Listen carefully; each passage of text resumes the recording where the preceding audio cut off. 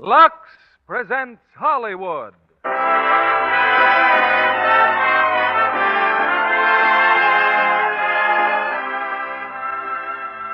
Lever Brothers Company, the makers of Lux Flakes, bring you the Lux Radio Theater, starring Robert Montgomery and Audrey Totter in Lady in the Lake. Ladies and gentlemen, your producer, Mr. William Keighley.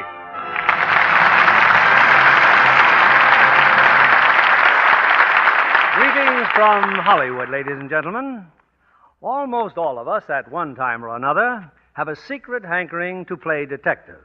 Tonight, we give you that opportunity to join in solving one of the screen's most baffling murder mysteries.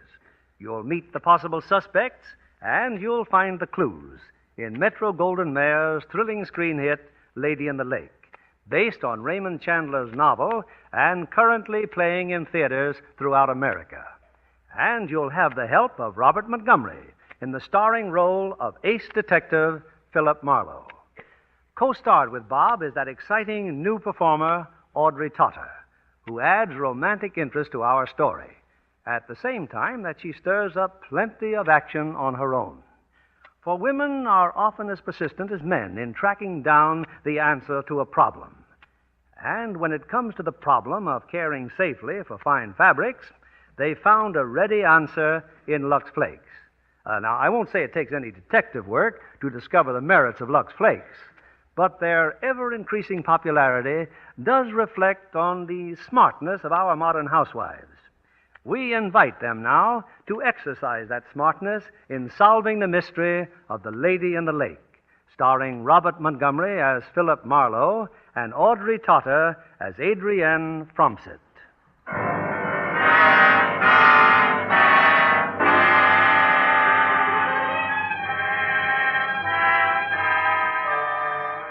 My name is Marlowe, Philip Marlowe. Occupation, private detective. You know, somebody says, follow that guy, so I follow him. Or, find that female, so I find her. And what do I get out of it? $10 a day in expenses. Right now, you're hearing a lot about a murder. They call it The Case of the Lady in the Lake. That's a good title. It fits. But what you've heard about is one thing, and the real thing is something else again. There's only one guy who knows that. I know it. I started finding out about it a few days before Christmas. I was tired of being pushed around for nickels and dimes, so I decided I'd write about murder. I pounded out a story and sent it to the Kingsby Publications Incorporated, specialists in literary gore. Oh, come in, Mr. Marlowe. To hear about the story you wrote. Yeah, I got a letter from a guy named A. Fromsett. I'm Fromsett. Adrienne Fromsett, to be precise. Tell me something, Mr. Marlowe. Have you done much writing? No? You do very well for a beginner. Well, it's based on an authentic case. You run this publishing business all by yourself, Miss Fromsett? Oh, no, Mr. Kingsby runs it. Tell me, are there really detectives like the one in your story who never lie, cheat, or double-cross a client? Yeah, there are a couple of dopes like that. Good. Then you were writing about yourself. Look, you don't really want to buy my story, do you? I was about to offer you $200. Oh, no, you weren't. Why don't you quit being cute? The real reason I'm here is because you want a smooth operator who keeps his mouth shut. When you read my story, you said, that's my boy. He's dumb, he's brave, and he's cheap. Am I right? Partly. Then why all this Mickey Mouse about my story? I want you to find Mr. Kingsby's wife without his knowing you're looking for her. She's a vicious woman, a liar. I don't want to be nosy, Miss Fromsett, but what makes that any of your business? I handle all of Mr. Kingsby's affairs. He wants to divorce her. And I don't like your manners. I'm not selling my manners. I'm not selling my story either. I don't like getting mixed up with a tricky female, even one as good-looking as you, who wants to dispose of the boss's wife just so she can marry him herself. People don't talk to me like that, Mr. Marlowe. Maybe somebody should talk to you like that more often. I beg your pardon? Oh, come in, dearie. This is Philip Marlowe. He submitted a story. Mr. Marlowe, Mr. Kingsby. Hi. Always nice to see one of our writers, Mr. Marlowe. But he isn't one of our writers. He just turned down an offer of $200. Rather indignantly, too.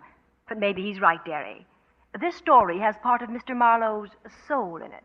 I would say it's worth $500 as souls go these days. Congratulations, Mr. Marlowe. A businessman as well as a writer, eh? And a private detective. Detective. And that's what makes the story so authentic. It's so full of, what would you say it's full of, Mr. Marlowe? Short sentences. Adrian, if there's anything you want before I leave. I don't believe so, dearie. Oh, good night, darling. Good night. Glad to have met you, Mr. Marlowe. Yeah. $500, eh? 200 for your story, 300 for your services in finding Mrs. Kingsby. You don't need any help there, darling. Not you. Please don't be too difficult. I do need help. Like I need 4 thumbs. I wonder how it would be to discuss this over a couple of ice cubes. Would you care to try? Imagine you needing ice cubes. Sure, Miss Fromsett. Let's try.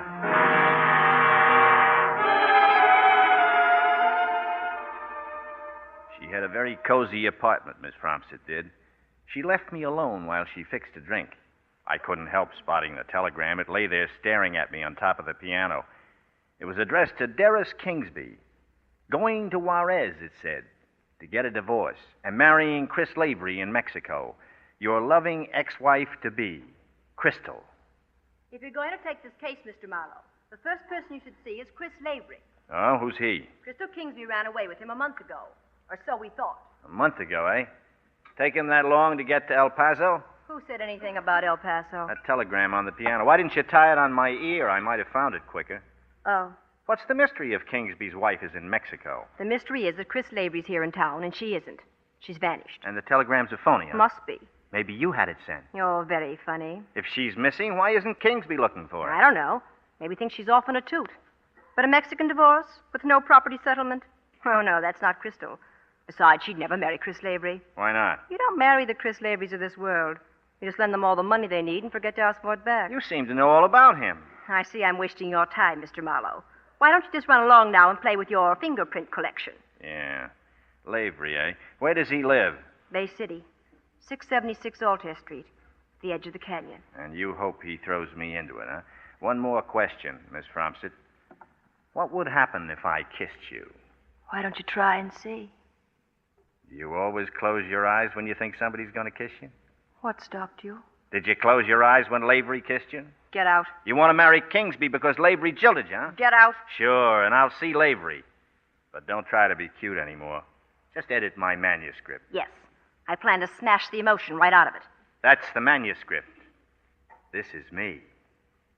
Good night, sweetheart.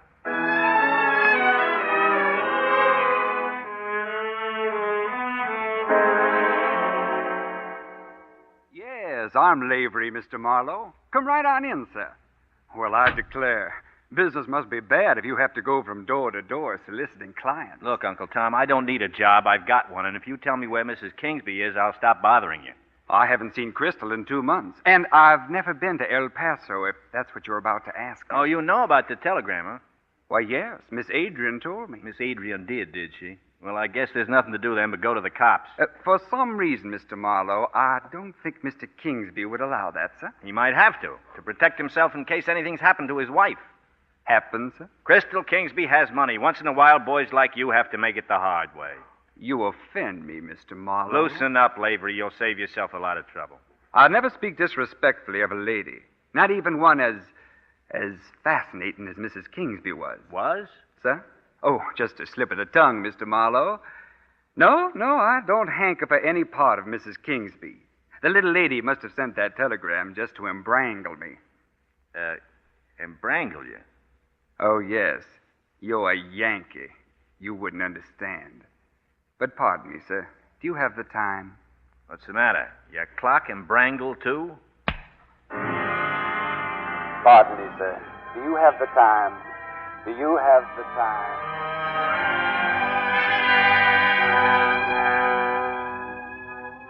Shorten and Bread had let me have it when I looked at my watch. Brass knuckles, Southern fried. When things came back in focus, I was in the Bay City jail. A detective opened the cell and walked me down the corridor. Like our jail, Mr. Marlowe? Fine. What's the matter? Your eye hurt? Oh, no, it's fine. When you came out of your blackout, you started slugging. I had to put you asleep again. Oh, fine. All right, wise guy, in here. Captain Kane wants to see you.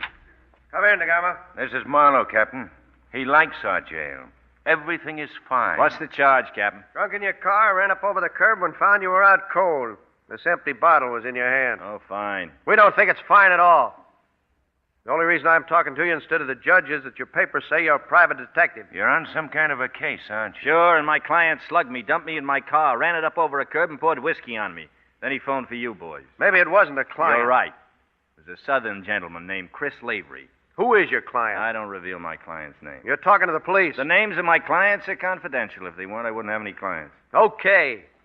But that private license doesn't give you the right to start trouble in Bay City without letting me in on what you're after. I don't like private dicks, Captain. I never met one yet that wasn't a crook. I've heard of people that don't like cops. That seems impossible, doesn't it? Your car's in back of the jail. Get in it, Marlowe, and get out of this town.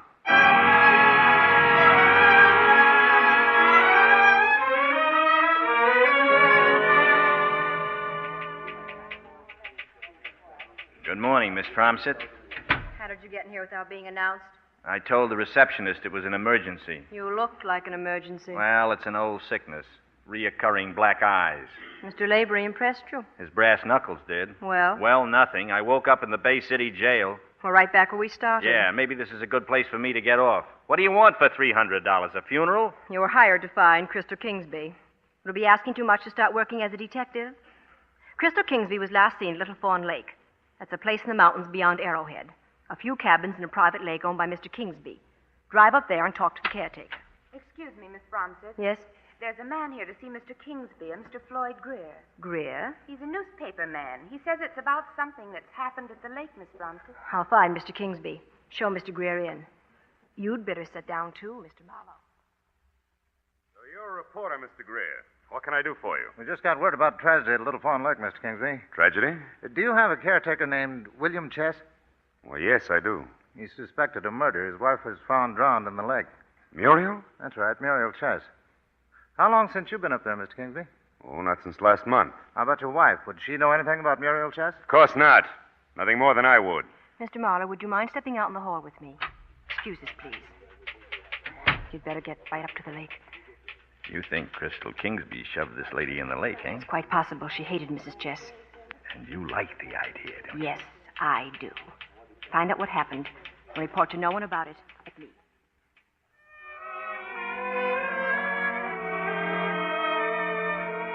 Little Fawn Lake. It reminded me of Adrian Fromsett. So beautiful and so cold. First she wants me to find Mrs. Kingsby, then she wants me to prove she's a murderer. She's a sweetheart, Adrian is. Well, I'm back in town at 4 in the morning, and I go straight to Adrian's apartment. If I can tramp through the mountains, she can get waked up. You have to come here. Could have phoned, you know. I didn't have a nickel. You know something, Miss Fromsett? You look good in this light. What did you find at the lake? Snow. Who's being cute now? You are? There'll be an item on your bill for the bribes I spent finding out that Muriel Chess had another name. What name? Mildred Haviland. Ever hear of her?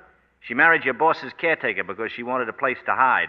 It seems that a cop was after her. What's this got to do with Crystal Kingsby? Crystal Kingsby and Muriel, or shall I call her Mildred, had a fight over a man. What man? The guy I was slipping the $20 bills to kept claiming he didn't know. But I suppose you do. Yeah. Look. Look what I found. An ankle bracelet. Engraved to Mildred from Chris. It was hidden in Kingsby's cabin. Oh, there could be any number of Chris's. Oh, come on now, Miss Fromsett. Lavery's our boy. That ties him up with 2 women, Crystal Kingsby and Muriel. You think he drowned Muriel Chess? He would have drowned me if there'd been any water handy. Oh, no. Crystal did it. Maybe you could find something else. A gun, maybe. Oh, look. Just give me the dough I put out for expenses and I'll go on home. Without finding Mrs. Kingsby? Why don't you concentrate on just looking beautiful? And quit worrying about guns and dead females and missing ones and that $1 million you want to marry, huh? Crystal drank a lot. She had a violent temper. Start being a woman. Quiet down long enough to hear your heartbeat. You might wake up and find it's a different world. I'm paying you to wake up and find Crystal Kingsby. Okay. I'll go back and see Lavery. No, you stay away from Lavery. Go back to the lake. You did fine there. All right, but only because you're so full of persuasion. So full of, what would you say you were full of, Miss Fromsett? My, you're being backward for a detective? No. It's just that I'm tired playing around. As far as the next woman in my life is concerned, it's everything or nothing. Then it better be nothing. You'd be crazy to fall in love with me. Phone me from the lake. Let me see now. I'm not to fall in love with you, and I'm not to see Lavery. That's it exactly. Good night, Mr. Marlowe.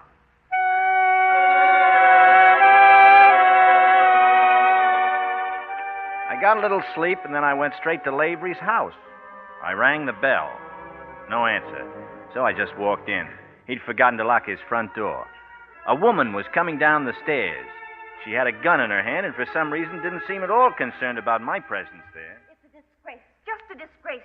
I rent this house to him, and look at the way he abuses it. Well, just look at it. I'd be glad to if you wouldn't keep pointing that thing at me. This. Well, if you're one of Mr. Lavery's wild friends, you can get right out of here. I'm not even one of Mr. Lavery's tame friends. Cigarette burns on the furniture, carpet's all stained. Look, lady, look, would all you mind? I want is my rent. I own this house. I'm Mrs. Holbrook. Well, I'm truly enchanted, Mrs. Holbrook. And who are you, may I ask? Finance company, about his car. Behind in his car payments, too. I don't like that. I don't like that at all. Well, we don't like it either. If he was going away, you'd think he'd leave a check under the door or something. But oh, no. All I found was this gun. I found it on the stairs. Here, you take it. I wonder why he'd leave it on the stairs. He probably had a hole in his pocket. So you've been looking for him upstairs, huh? You're a naughty girl. Why, I only wanted my money.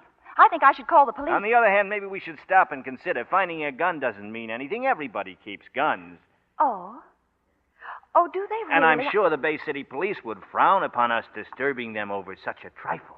Oh, you think so? Just let the Ajax Finance Company take care of this. We'll see that you get your money. Well, if you think that I'm sure I can, Mrs. Holbrook. You be a good girl now and run along. Silly man. You know, you're sweet. Thank you, Mrs. Holbrook. Well, goodbye now. Oh, brother. As soon as she left, I went upstairs. It looked at first as if Lavery had packed a bag and blown town. On his dresser was a woman's handkerchief. I thought of Mrs. Holbrook, but the initials on the handkerchief were A.F.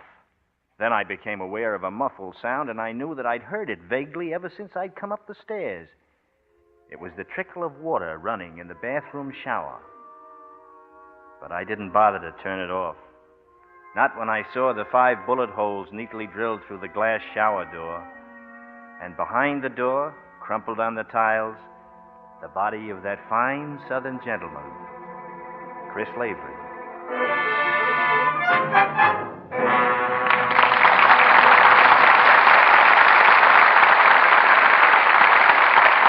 Before our stars return in Act 2 of Lady in the Lake, here's Libby Collins, our Hollywood fashion reporter. Reporting on one of the loveliest trousseaus I've ever seen. Who's the lucky bride? Well, someone you'll never see on the screen. She was the stand-in for Celeste Holm in Darrell F. Zanuck's Gentleman's Agreement. Oh, any part in that picture would be a great experience. It's a remarkable document of present-day intolerance. Made outstanding by the fine performances of Dorothy McGuire, Gregory Peck, and Celeste Holm. No wonder it was voted the best picture of the year by the New York Motion Picture Critics. While Gentleman's Agreement was in production, Celeste showed me the wedding present she'd bought for her stand-in. What was it? The laciest, filmiest negligee and matching nightie she could find. I hope she added a box of Lux for luck. Well, I suggested that. Of course, Lux and Celeste are old friends. Well, then she'll be especially interested in the wonderful news about Lux. It's the result of wartime research, but the new Lux couldn't be produced until new machinery was designed and built. Now it's ready. There's nothing in the world just like these new, tiny diamonds of Lux.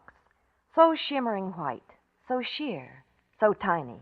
They not only look different, they act different. They are different. They're so much faster. Right. The little diamonds burst into suds at the touch of water. Wait till women see those thick, abundant suds that last and last. Ladies, just compare these new diamonds of Lux with any other soap you've ever used. They give richer suds. And they keep undies lovely 3 times as long. Many tests prove it. That's just like getting 3 pretty slips for the price of 1. Smart girls avoid harsh washing methods. Always give undies gentle Lux care. You can be sure anything safe in water is safe in this new Lux. We return you now to William Keighley. Act 2 of Lady in the Lake, starring Robert Montgomery as Philip Marlowe and Audrey Totter as Adrian Fromsett.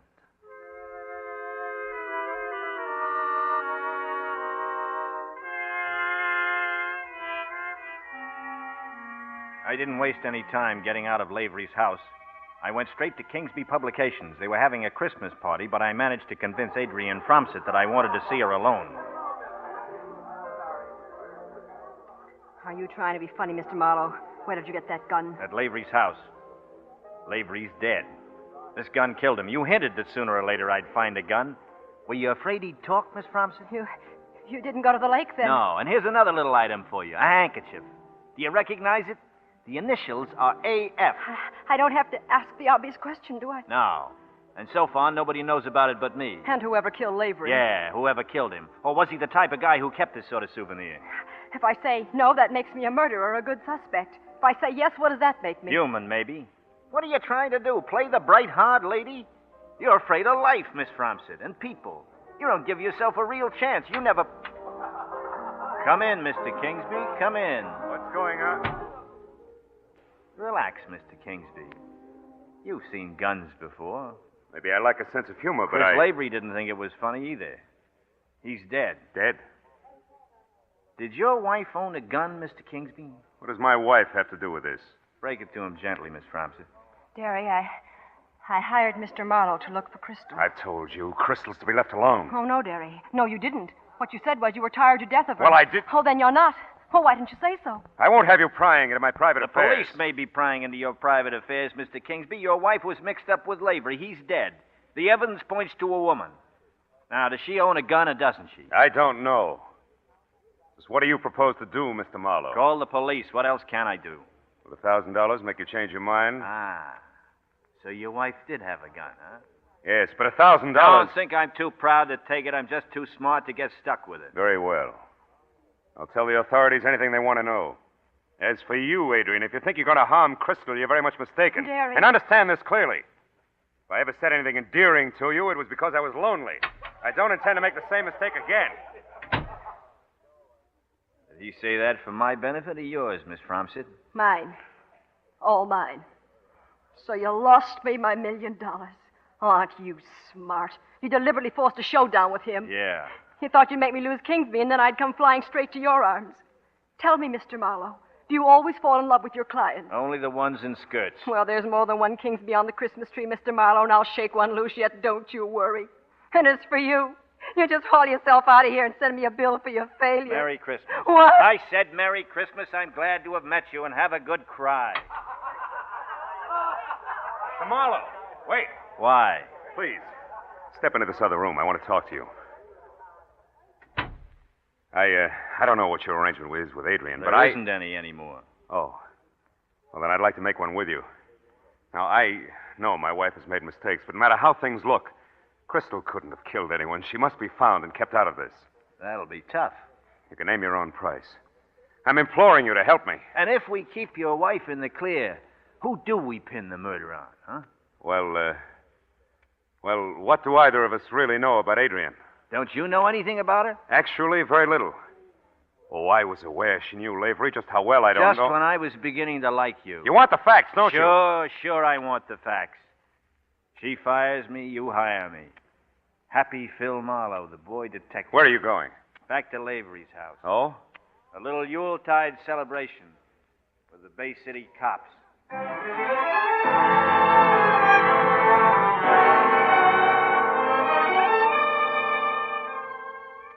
You mean to say you've been handling this gun? How stupid are you, Marlowe? I'm giving you the gun, DeGamo. Maybe I should have tossed it down a sewer. You got an alibi, Marlowe? I told you about Mrs. Holbrook, Captain. She was here ahead of me. It could have been her. And it could have been you. You said you'd come back and get Lavery. Not in those words. But in that tone. I told you not to start trouble in this town. Now, who's your client? This time you better tell me. His name is Darris Kingsby. He runs a string of magazines.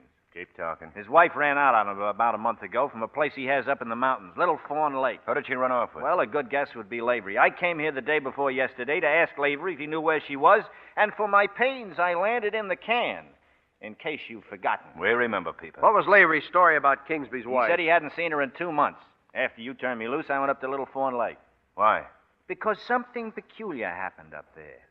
They found a woman in the lake, a dame named Muriel Chess. Just stick to what happened here. I am. This Muriel Chess had an ankle bracelet. It was given to her by somebody named Chris. So what? So she's dead, and upstairs is a corpse named Chris. I see. So you go through this joint, take the gun, collect or steal anything you can, and finally get around to calling us. Well, I don't buy it. What do I care about a drowned dame in a lake? Man's been murdered here, and that's enough for me. Who are you trying to cover, Marlowe? I've told you all I know. Okay, big shot. I'm going upstairs, DeGarmo. I'll see how the coroner's doing. You ever been to Little Fawn Lake, DeGarmo? You look kind of interested. We ask the questions, people. And when I mentioned the lady in the lake, you look still more interested. You heard me. Ever hear of a girl named Mildred Haviland? There was a fella up there a few weeks ago looking for Mildred Haviland. They tell me he acted like a cop. A tough cop with bad manners. Like you. What's Mildred Haviland got to do with it? She and Muriel Chess were the same girl. She changed her name because she was trying to hide from this tough cop. Does it add up? No. I think it does. They gave me a pretty good description of that cop. They said she... I was about to say that this female had a shady past, and I think you know something about her. That sort of confirms it, doesn't it, DeGarmo? Now we're getting somewhere. You stick your nose in my business and you'll wake up in an alley with a catch looking at you. What did she do, this Mildred dame? Bump somebody off down here? Is that what you had on her? All right, Marlowe. Cut it out. What's going on here, DeGarmo? He got cute. Put your gun away. You keep on acting smart, Marlowe, and you'll see what happens. The only reason I'm giving you another chance to talk is because of what the coroner says. He claims Lavery was killed last night. That doesn't let you out, though. I'll say it doesn't, people. Come on, talk up. You better take a walk, DeGarmo. If you'd let me work him over just a little while. Go on. Take the night off. Yes, sir. Now, if the coroner's right, how can you prove where you were last night? I didn't leave Little Fawn Lake till after midnight. I stopped at Red Service Station halfway down the mountain and got gas. Uh-huh. In San Bernardino, I got a cup of coffee at the Dinner Bell Diner. The waitress with the big eyes will remember me because it was 2 a.m. and I was the only customer in the place. What about Mrs. Holbrook? Oh, you'll love Mrs. Holbrook. She's charming. But I don't know where she is. One of my boys upstairs just checked. She's gone to Las Vegas. We'll have her back here tomorrow. That about winds up everything, doesn't it? Do you mind if I go now? There's still a charge of striking an officer. You funny guys kill me. Captain, before you toss me in a cell, did you ever hear of a dame named Mildred Haviland? No. That's the real name of that woman drowned in the lake. Ask DeGarmo about her. Why should I? Because DeGarmo knew Lavery and he knew Mildred Haviland. Well, they're both dead. That's a big statement, Marlowe. Why do you think DeGarmo slapped me around? Look, you turn me loose and I'll do some finding out tonight. You can, too, by talking to DeGarmo. You know what you're doing, don't you? You're practically forcing on me the rottenest job a police official can have, investigating one of his own men. I'll work with you in any way you want. All right. Here's what you do.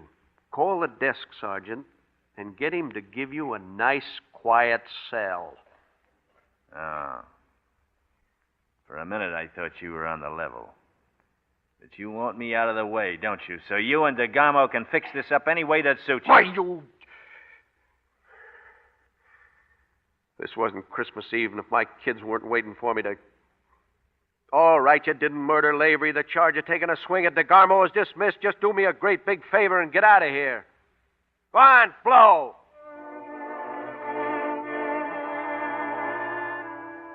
I made a phone call as soon as I left. I have a friend downtown on one of the newspapers. I asked him to dig up anything he could for me on Mildred Haviland. He said he'd call me at my hotel in an hour. Come in. Good evening. And a Merry Christmas to you, Miss Ramsey. I had to see you. Why? I didn't leave that handkerchief in Lavery's house. You still worrying about that? I read a story once about a killer who left clues around to point at somebody else. That was a story. Oh, I wouldn't kill anyone. I wouldn't. Oh, of course not. Just a nice, sweet campfire girl. I'm all mixed up tonight. If it turns out that you're the little girl who held the hot and smoking pistol, you're going to be really mixed up. You think I could do a thing like that? Yes. I thought you liked me. The girl I like won't be looking for $1 million marriage or trying to hang a murder on another woman. What will this girl do? Take care of me. Unglamorous, isn't it? Would you consider buying me a drink? No. I'm expecting a call. But there's a time and place for everything. This is Christmas Eve. See, I wasn't kidding. Hello? Dugan. Go ahead, Dugan. Here's what we have on to Mildred Haviland. She was mixed up in a suicide about a year and a half ago. Just a minute, will you? Hey, Miss Fromsett, would you mind leaving? I thought you were off the case. Who's your client now? I never reveal a client's name. It's Kingsby, isn't it? I have to eat, don't I? Blow me a kiss and close the door gently as you leave. I'll call you if I need you. Drexel 33391.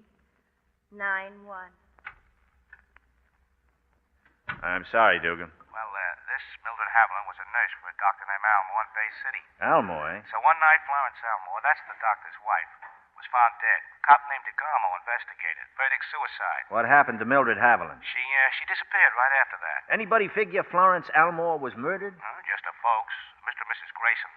Raised a big fuss at first. Since then, they've clammed up. Somebody scared them silly. Somebody has he? Where do the Graysons live? Bay City. Eugene Grayson. Name's in the phone book. I'm much obliged to you, Dugan.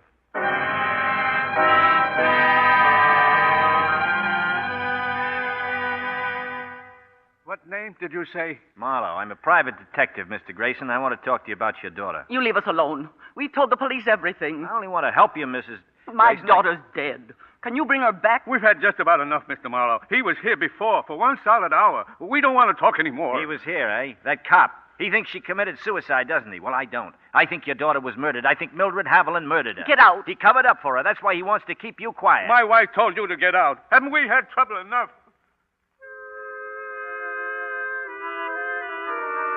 Leaving Grayson's house, I saw this other car down the block. 2 miles later, it was still on my tail. I stepped on the gas and cut across town, but I couldn't shake it. All right, then I'd stop. As I started to slow down, he pulled up alongside of me and turned a spotlight full in my eyes. At 40 miles an hour, you hit a ditch pretty hard. In the split second before I passed out, I saw who it was. DeGarmo.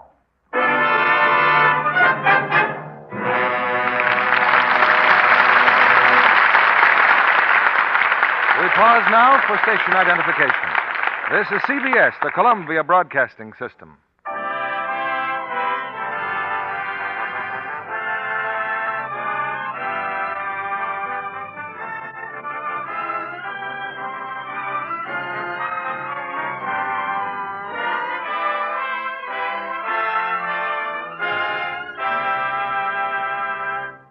Our stars will return in a moment with Act 3 of Lady in the Lake. Our guest this evening is lovely blonde Dorothy Patrick, who won so many admirers as Mrs. Jerome Kern on the screen. She's just completed her latest picture in brilliant company, Robert Taylor, Audrey Totter, and Herbert Marshall.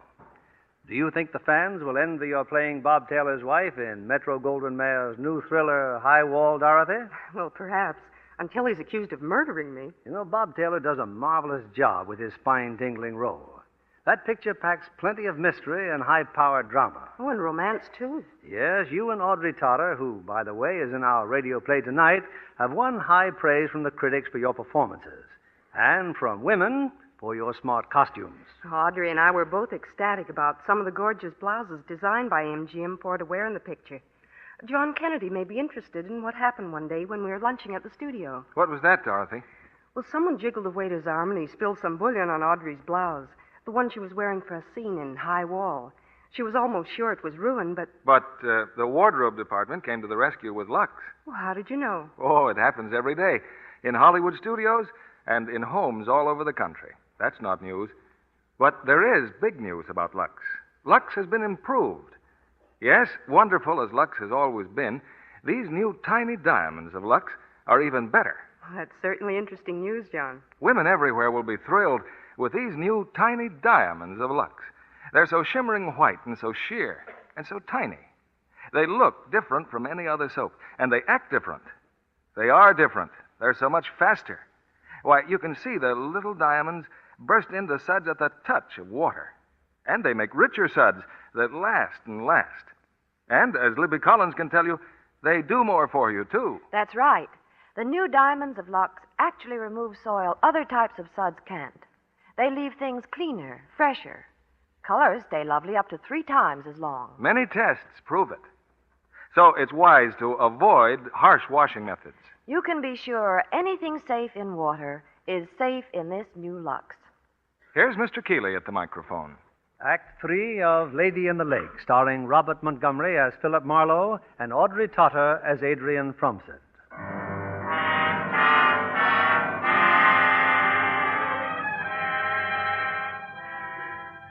I don't really know if DeGamo had figured on killing me in that crash or not. I don't think it much mattered. In any event, I'd be taken care of. When I came to, there I was, soaked in whiskey and an empty bottle on the floorboards. But I got one break. I didn't sleep quite as long as DeGamo figured. I must have looked real cute crawling out of what was left of my car. I was dizzy and sick, my face all bloody and my legs so numb I couldn't walk. Across the highway was a gas station. It was closed for the night, but outside was a public telephone booth. Number, please. Los Angeles. Number, please. Drexel. Drexel 33391. Your number, please. Bay City 187. Thank you. Deposit 15 cents for 5 minutes, please. You deposited too much, sir. When Shut you up. finished your call. Shut up and get me my number.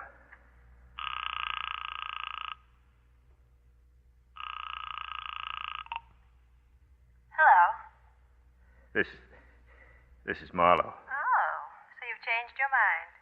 I'm in a phone booth in a gas station on the South Road. You're where? The South Road. 2 miles out. Supposed gas station. Why are you talking like that? Come and get me. Come and get... Hello? Hello? Hello?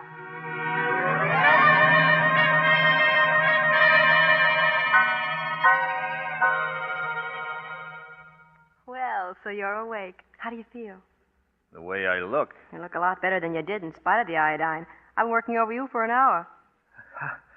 How did I get here? I brought you here in my car. From then on, the doorman helped me. Doesn't the doorman think anything of dumping bruised, unconscious men on your living room sofa? I told him you were drunk and had fallen down. Afraid you'll call the police? No, I love policemen. Especially one named DeGamo. Who's DeGamo? Just a hard-working cop who figured to frame me the same way Lavery did. He pulls this little stunt and then calls headquarters saying he's a public-spirited citizen reporting a drunk driver. Only you got to me first. Much obliged. What's DeGamo got to do with all this? That's what I keep asking myself. How did he know I was going to visit Florence Elmore's folks? Who? A girl who committed suicide, maybe. About a year and a half ago. Well, why wonder? Just get off the case. Why be a private detective at all? Why eat? You only get hungry again. Oh, you don't have to make a living that way. You can write, remember? And I can help you. Oh, we'd be fine together. In everything, we'd be fine together. If only you'd... If only I'd what? Oh, you don't think you can trust me. I want you to know that you can. It's true, I've been a long time wanting things. Thinking I wanted things. What do you want now? I want to take care of you. Maybe it isn't glamorous, but I want to be your girl. That's what I want for Christmas, and don't you laugh at me. I'm not laughing. Come here. You close your eyes, too, don't you, darling? Why are you frowning? You're still not convinced I didn't kill Lavery. Yeah. How can you think that? I have to think of everything. Oh, don't. Just think of me. Quit being a detective, please. I can't. Till this is over. You're in love with me. I might have killed someone, but it doesn't matter. It has nothing to do with it. Oh, I was going to be the bright girl with big league boots and a glass heart stepping over people. It must have been somebody else. I'm going to start out all over again. Fromsett? Crying? I always do on Christmas Eve. Oh, I wish I could tell you how I feel. You mean you've got that, I'm scared, but it's wonderful feeling? Yes. Scared, but it's... Yeah. Scared. Well, you're not scared of me. I don't know. I'm glad. It proves how you feel. You see? I'm glad about everything. I've never felt this way before. You go to sleep now. I'll see you in the morning. Good night. Good night.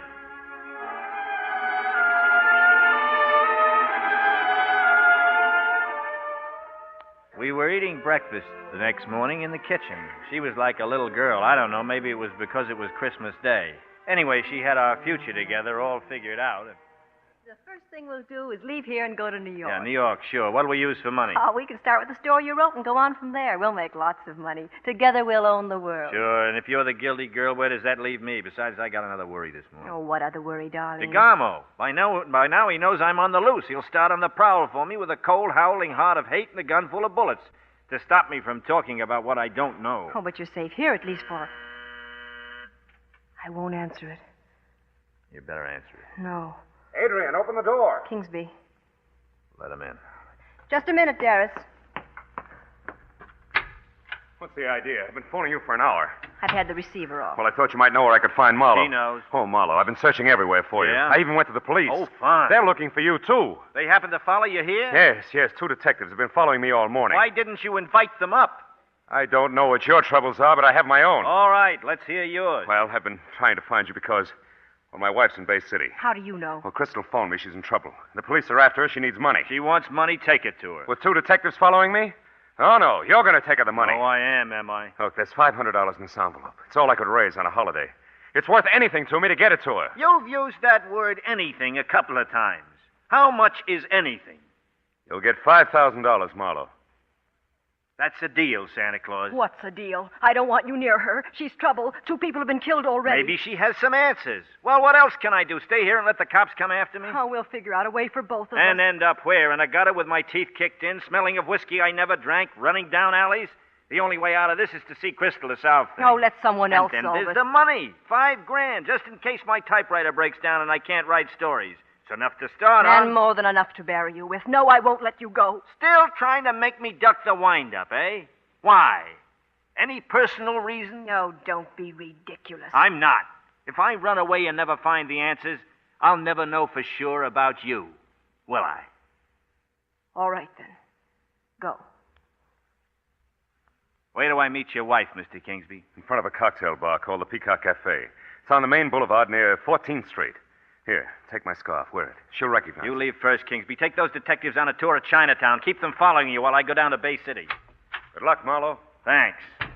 You realize, of course, it may be a trap that Kingsby set for you himself? Yeah. Oh, please don't go. I told you once it's everything or nothing. I'm going to trust you. If you're not on the level, I'll get a head full of bullets. If you are, I'll see you in Bay City.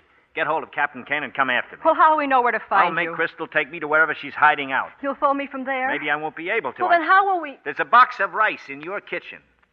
Quoting a girl named Fromset, I read a story once how a detective carried rice around in his pocket. It left a very nice trail. Maybe it'll work again. Are the keys in your car? Yes. I'll go down the back stairs to the garage. Goodbye, Miss Fromset. You've been charming company. Wait. This is the payoff, isn't it? Say that again about the... I'm scared, but it's a wonderful feeling. I'm scared, but it's wonderful. Goodbye.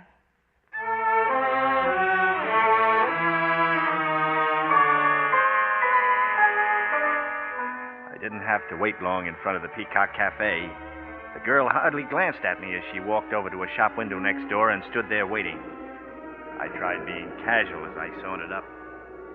Give me the money. You get right to the point, don't you, Mrs. Kingsby? Just hand it over. Where are you staying? What makes it your business? An envelope in my pocket with $500. $500. Do you want it, or would you rather just crab about it? Give it to me. I will, but not here. Come on. How far is it? Not far. I promised I'd phone your husband as soon as I found you. He can wait another 2 minutes. You can phone from my room.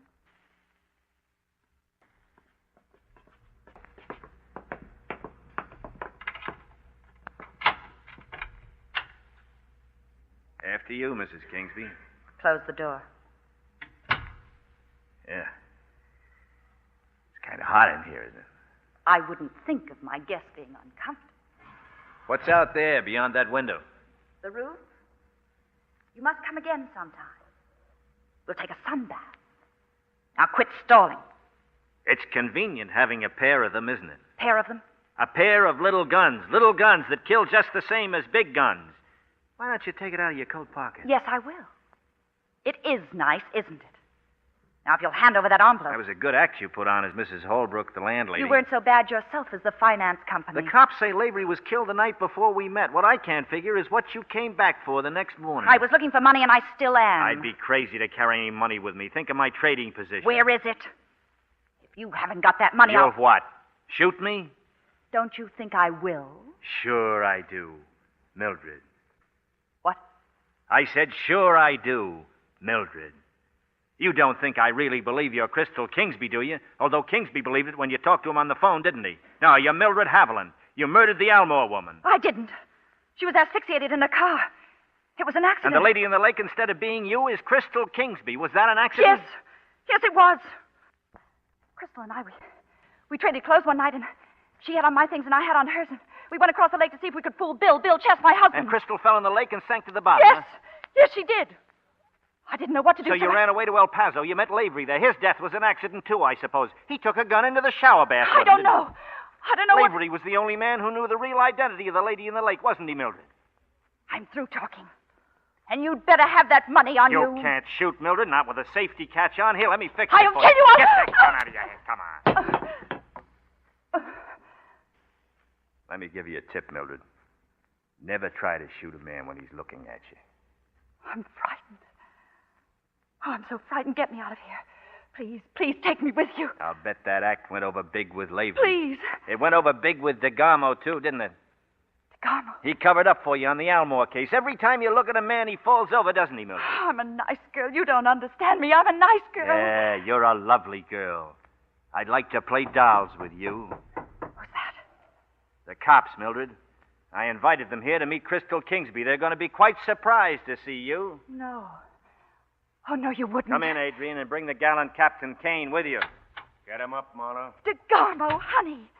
Hit him with that gun, honey. Kill him, kill him. Stay just where you are, Millie. Don't talk to me like that, sweetheart. DeGarmo doesn't like you anymore, Mildred. Yes, he does, don't you, honey? You weren't expecting DeGarmo, were you? He was expecting the other cops, honey, not you. It's been a long time since he's seen you, Mildred. Ever since you double-crossed him. You ran away and changed your name from Mildred to Muriel and married that poor little guy named Chess.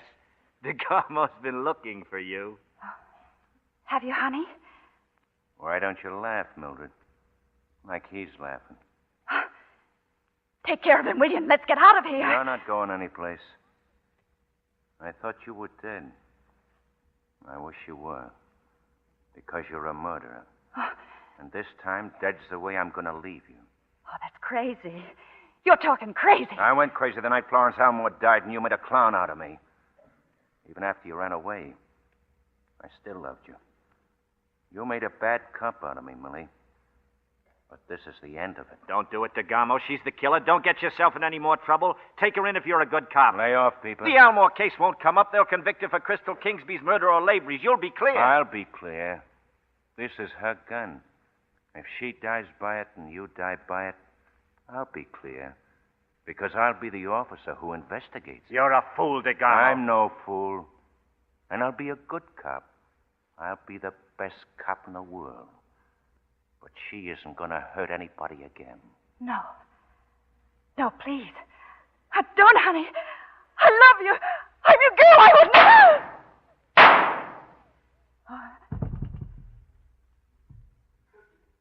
First you cover up a murder for her, and then you kill her. It doesn't make any sense, does it, DeGarmo? Some things don't. Petticoat fever, eh? Yeah. We all get it, people. We all get it.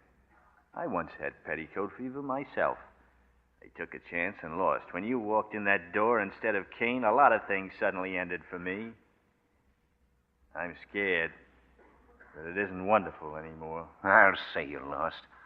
My drunk driving frame didn't stick, but this one will. How does it feel dying in the dirty middle of somebody else's love affair? I don't want to seem selfish, but I'm thinking of my own. I followed your ice here, Marlowe. Thanks a lot. I followed it, and I kicked it into the street so nobody else would follow it. So don't be expecting any friends or relations. How did you know about it? How do you suppose? Your girl, Adrian. That's a lie. How else do you think I know? That was a cheap gag, that Rice. But that's the way all private dicks end up, a last cheap trick, a cheap double-cross. You're in the same boat I am, but you're going to be in it dead. Kane! I never thought you'd get here. Gags. Still thinking of gags. You want me to turn around, huh? There's nobody out on that roof. How crazy do you think I am? Be careful, Kane. That gun of his is pointed right at me. Cut it out, Marlowe. Get him with the first slug, Kane, or he'll get me. I'm getting you right now. Gags. Nothing but gags. Marlowe, you all right? Yeah, I'm all right. What about him? Take a look. For his sake, I hope he's dead. I'd have been here a lot sooner, but he messed up your trail of rice. You get the story on all this? Yeah, I got the story. All right, let's have it. I'll write it. I'll see that you get the first copy, fresh out of the typewriter. What about her, this dame? Mildred Haviland. She murdered the Almore woman, Crystal Kingsby, and Chris Lavery. Oh. DeGarmo killed her? Yeah. He had a wonderful motive. He was in love with her.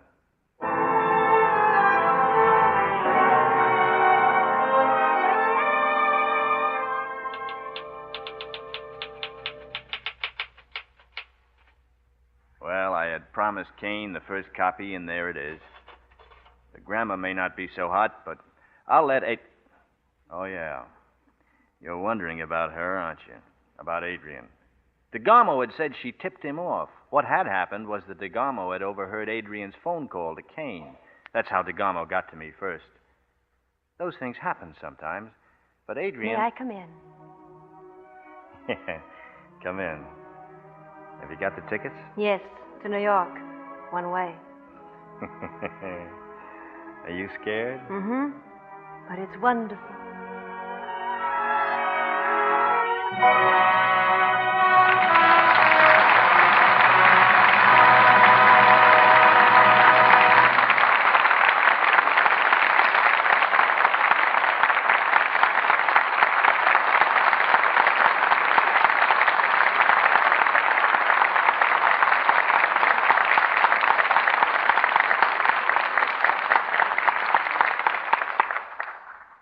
In just a moment, our stars will return for their curtain calls with a very important announcement for next week.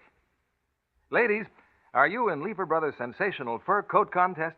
Remember, they're giving away $100,000 worth of furs and cash every week for 4 more weeks. First prize every week is a $3,000 mink coat. Next prizes are 3 fur coats worth $1,000 apiece, fur jackets, fur scarves, and 250 crisp $10 bills. 329 prizes every week. You're just in time to get in on the second of 5 big weekly contests. 1,645 prizes in all, so hurry. Your entry for this week's contest must be received by midnight, February 16th. Entries received after that date will be entered in next week's contest. You still have a chance to win over 1,300 prizes. It's easy to win. Here's all you do. On entry blank, available from your dealer, or any piece of paper, write 25 words or less telling why you like any of 6 famous Lever products. Lux Flakes, Lux Toilet Soap, Lifebuoy, Rinso, Swan, or Spry. You can send in as many letters as you wish. Just be sure to enclose with each one a box top or a wrapper from any one of these 6 products. Print your name and address on your letter, together with the name and address of the dealer from whom you buy your Lever products. Mail your letter, together with box top or wrapper, to Lever, Lever, Lever Fur Contest, Box 1, New York 8, New York. Only residents of the continental United States, including Alaska and Hawaii, are eligible. These contests are subject to all federal, state, and local regulations and to complete rules printed on official entry blanks, which you can get from your dealer. Winners of the big prizes will be announced on this program. Here's our producer, William Keeley. In this season of awards, I wish we had a special radio award for tonight's stars, who gave such thrilling performances in Lady in the Lake, Bob Montgomery and Audrey Totter.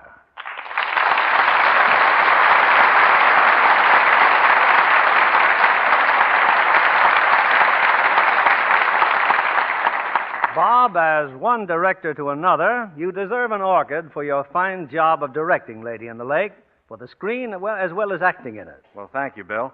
It did give me a chance to use a camera technique that I'd always been interested in. You mean letting the audience see the action through the hero's eyes? You might call it audience participation. Yeah. Whatever happens to me in the picture happens to the audience. Which is quite an experience for moviegoers. Well, it was quite an experience for me, kissing a man who wasn't there and talking to a camera lens. But I'm sure, Audrey, that every man in the audience got quite a thrill from the illusion of playing opposite Audrey Totter on the screen. Tell me, Bob, are you going to use that same technique again sometime? Well, it's a little early to say, Bill. But Audrey and I are currently making a picture together at Universal International called The Saxon Charm. Which we look forward to with great interest. Bill, John Kennedy mentioned earlier a very important announcement about next week. Yeah, something special coming up on Lux. One of the most exciting evenings of the year. In fact, one of the year's outstanding events in radio. Not because we say so, but because theatergoers all over America have said so, in selecting their favorite motion picture for 1947. Well, what picture is it, Bill? Don't keep us in suspense. I'm sorry, Audrey, but we're pledged to secrecy. You mean you can't tell us a thing about it? No, you'll have to use your imagination. But I can assure you it's the motion picture that moviegoers of America voted most popular of all in 1947. Not only that, but we're presenting it with two of America's best-loved stars who helped to make the picture so delightful. How was the picture selected, Bill? Through a nationwide poll conducted by Dr. George Gallup's Audience Research Incorporated for Photoplay magazine, the winner to receive Photoplay's coveted Gold Medal Award. The name will be announced in Photoplay magazine's next issue, which reaches the stands this Wednesday, February 11th. Till then, our lips are sealed, except to say that it's the play that our audience themselves selected, the one above all others you'll most want to hear, with two superlative and famous stars. You've got me so curious now, I've got to listen, Bill. I certainly wouldn't miss it, Bill. Good night. Good night, and be sure to listen in next Monday.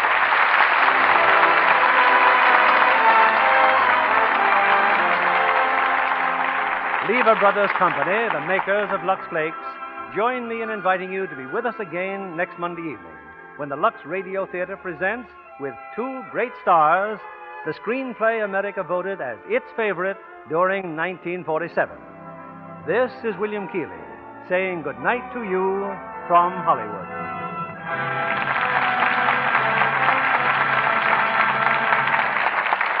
If you're a young man from 17 to 31, the United States Navy offers you perhaps the greatest opportunity of your life to continue your education, enjoy high pay, clean living, travel, and adventure in a service that has won the admiration of the world. Get in touch with your nearest Navy recruiting office for full information on life in America's great peacetime Navy. Audrey Totter appeared by arrangement with Metro-Goldwyn-Mayer, producers of Sinclair Lewis' Cass Timberlane, starring Spencer Tracy and Lana Turner. Heard in our cast tonight were Tom Tully as Captain Kane, Gerald Moore as Kingsby, Bill Johnstone as DeGarmo, Francis Robinson as Mildred, and George Neese, Eddie Marr, Robert Griffin, Janet Scott, Herbert Butterfield, and Marie Windsor. Our music was directed by Louis Silvers. This program is rebroadcast to our men and women overseas through the worldwide facilities of the Armed Forces Radio Service. And this is your announcer, John Milton Kennedy, reminding you to join us again next Monday night to hear America's favorite screenplay of 1947. Pepsodent won by 3-1. Yes, in a recent survey, families throughout America compared new Pepsodent toothpaste with the brands they'd been using at home. By an overwhelming average of 3-1, they preferred new Pepsodent with Irium over any other brand they tried. They said new Pepsodent toothpaste tastes better, makes breath cleaner, makes teeth brighter. Yes, with families who made comparison tests, Pepsodent won by 3-1. Be sure to listen next Monday night to the Lux Radio Theater presentation of America's most popular screenplay of 1947. Stay tuned for My Friend Irma, which follows immediately over most of these stations. This is CBS, the Columbia Broadcasting System.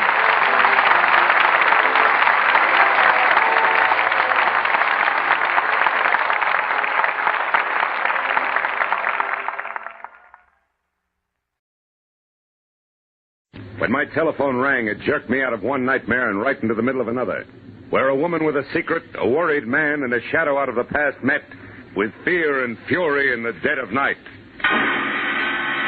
From the pen of Raymond, Chandler, outstanding author of crime fiction, comes his most famous character as CBS presents The Adventures of Philip Marlowe.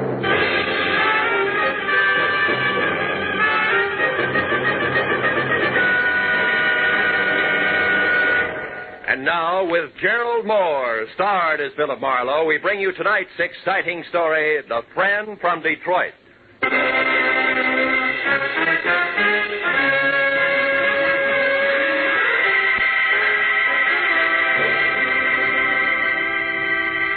was a wood nymph dressed in nothing but a veil of dewdrops. She was pirouetting from one huge bluebell to another on gossamer wings. And with every turn, she smiled and came closer. But just as I reached out for a hand, something happened. The bluebells changed into old tomato cans and started to ring.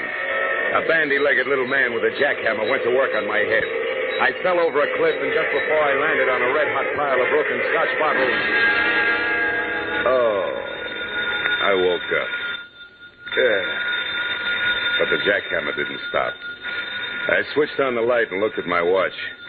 It was 1 in the a.m., and the phone on my bed table was screaming for an answer. Hello? Marlowe, this is Dave. Betty's gone. She's in trouble. You gotta help me, Marlowe. You gotta come over to my apartment Wait a minute. Who is this? Dave Pryor. I run the coffee joint in the corner. You know me. Yeah, sure, Dave. I remember. What's the matter? My wife, Betty, she's gone. You gotta help me. Dave, it's 1 o'clock in the morning. I'm in bed. Besides, you know I don't monkey with family quarrels. It's not like that, Phil. Believe me, I'm scared for her. Phil, please, come over to the apartment. 2000 Beechwood right away. It's a matter of life. Okay, I'll be there in 10 minutes.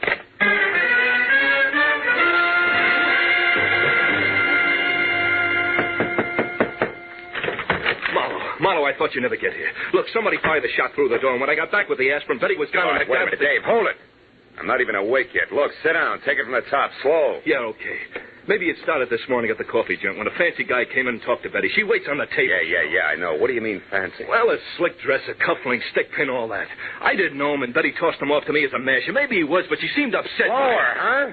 Oh, yeah, sure.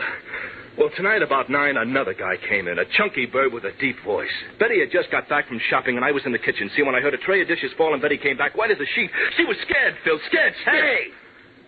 Oh, I'm sorry. All right. Go ahead. I looked out, and that chunky guy was leaving. Betty insisted he had nothing to do with it, that she was just nervous. Was somebody else in the place at the time? Let's see. Yeah, some Tribune reporter that comes in every night was up at the counter. He was the only one. And Betty stayed on the job till you closed, huh? Yeah, till midnight. But, Phil, she was in a bad shape. Mm-hmm. After we got home here, she sent me out with some aspirin. I was only out for 15 minutes, Phil. When I came back, she was gone. And look, this bullet hole in the glass door to the backyard. Somebody out there shot at her. And maybe hit her or something. All right, Dave, steady. Now take it easy. You and Betty have a gun? No. Why? Well, in the first place, the bullet went out through this glass. It didn't come in. And another thing, Dave, who did you call tonight after you phoned me? Why, nobody. Phone directory on the dresser here's open to the bees. Boone to wardrobe. Mean anything to you? No, I didn't even realize it was over there. I looked you up in the classified. Mm-hmm. Okay, come on. Let's take a look in the backyard. Any light out there? Yeah, I rigged one up for the barbecue.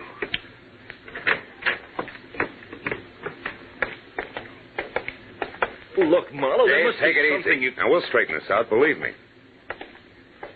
Now, let's see. Line of sight seems to run somewhere between the barbecue and the gate. No footprints, though. Maybe. Marlowe. Marlowe, here by the tree. It's a hat.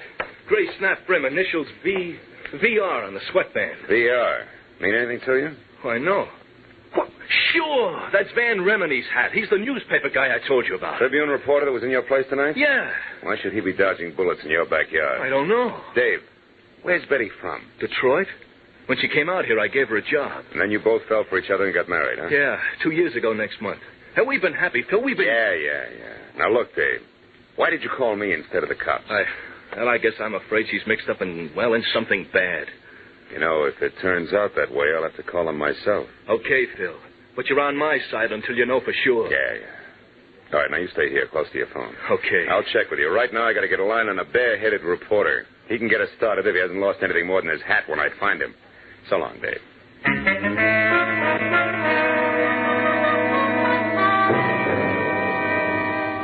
reporter's hat, 2 strangers, and a bullet hole somehow added up to the fast fate of a hard-working kid named Betty, whose husband's only claim to fame was selling the best cup of coffee in town. It made no sense, but as I walked up the street toward my car, I figured that through Van Remini, I could get to the first answer. I was wrong. The first answer got to me.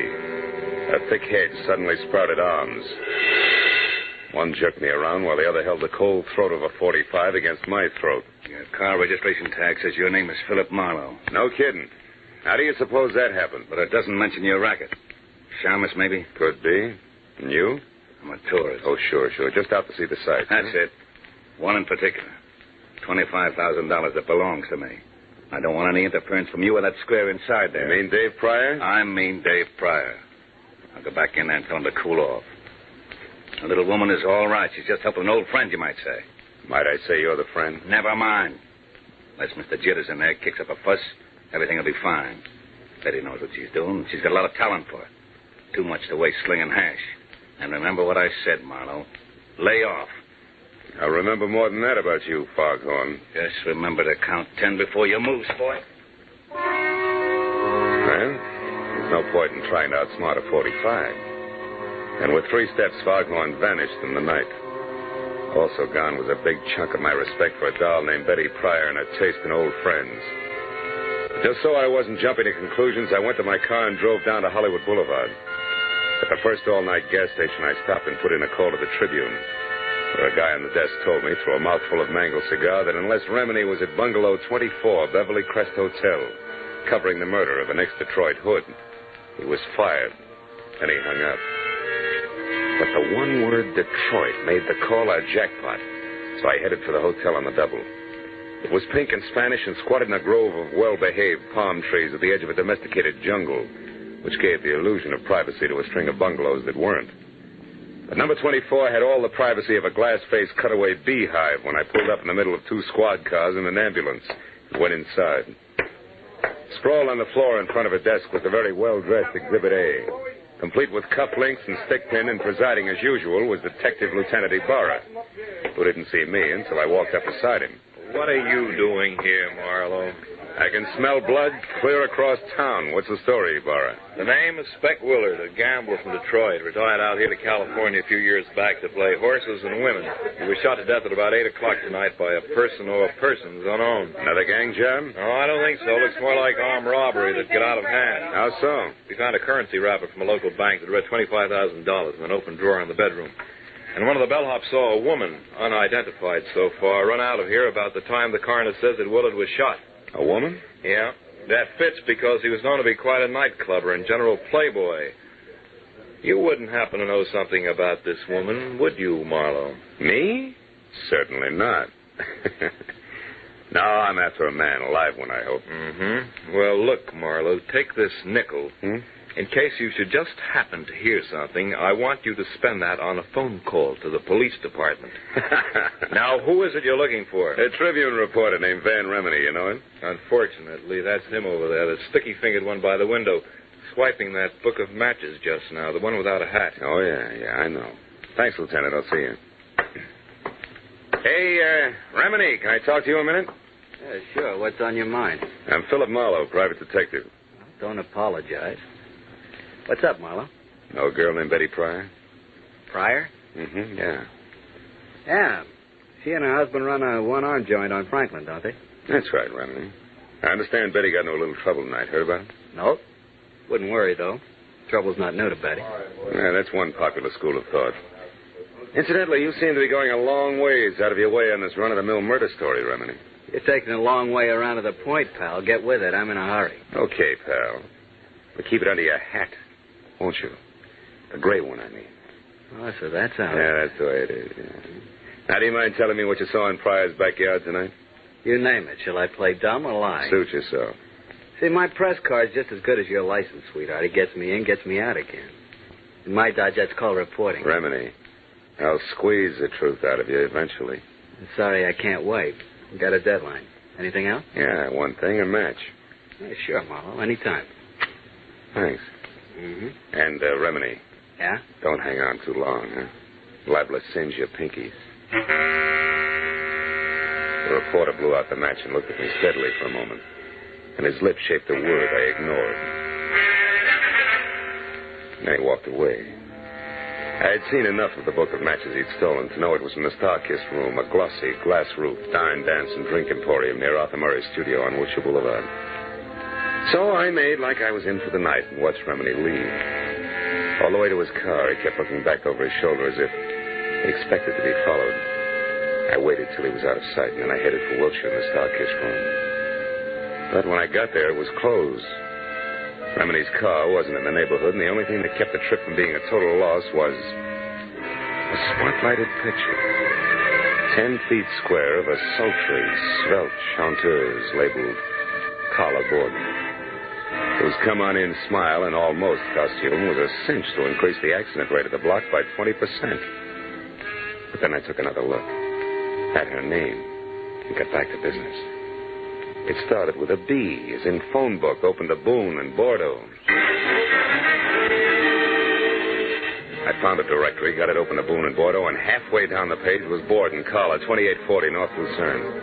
It took 10 minutes to get there and 2 more to find out that she had an apartment, number 17, at the end of the first floor hall. The door was open and I started for it, but got back close to the elevator when a woman came out and ran down the corridor toward me. It was Betty Pryor. Hold it, Betty, whoa!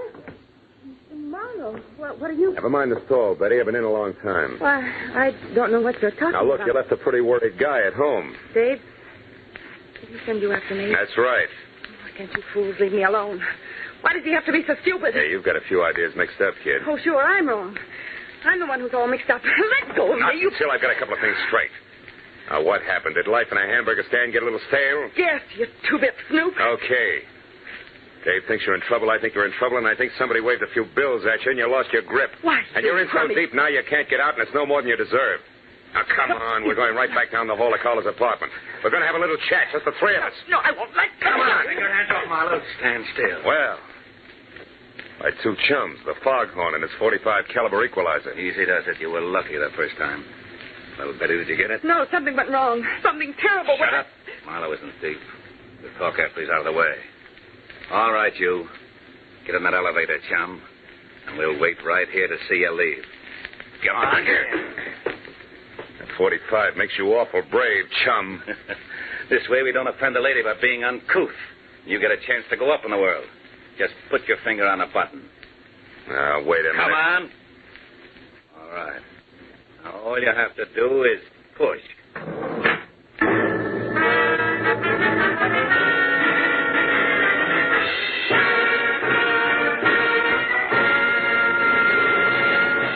In just a moment, we will return to the second act of The Adventures of Philip Marlowe. But first, the most famous neighbors in radio, the Ronald Colemans, will pay Jack Benny a visit again tomorrow as CBS's great Sunday night gets underway with another star-studded group of famous entertainers.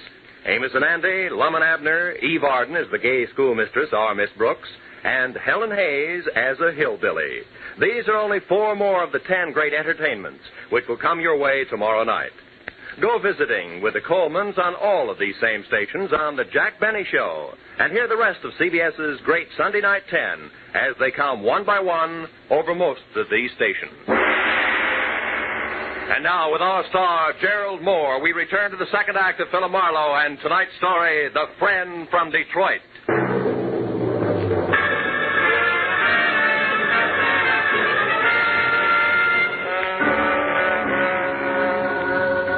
My cage on cables was 10 exasperating seconds getting to the next floor. And I was another 10 getting free of it back down the stairs and out into the dark street where the red splash of a taillight disappeared around a corner. And that was all that was left of Foghorn and company. So I turned back toward Carla Borden's room.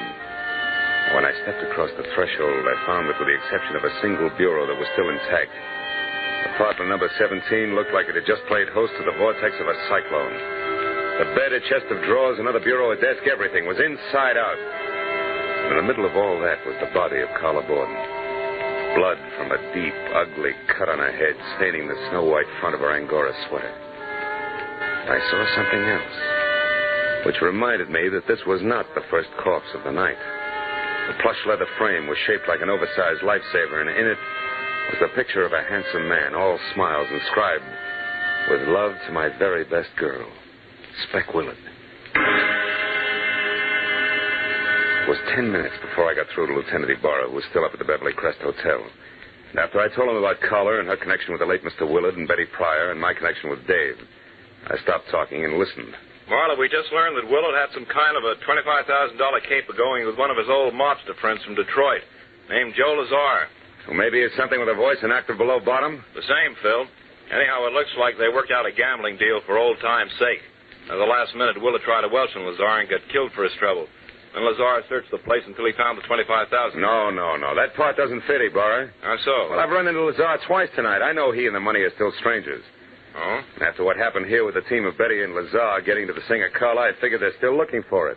Also, I figured Carla was somewhere near when Lazar killed Speck Willard. And that she took the money and... Call you later, Ibarra. We got clumsy company in the hall outside. All right, ballerina, get your foot out of that bucket and come on in with your hands up. Well, the man with the very long nose for news. What brings you around, Remedy? For one thing, the fact that you got no corner on brains, Marlowe, and for another,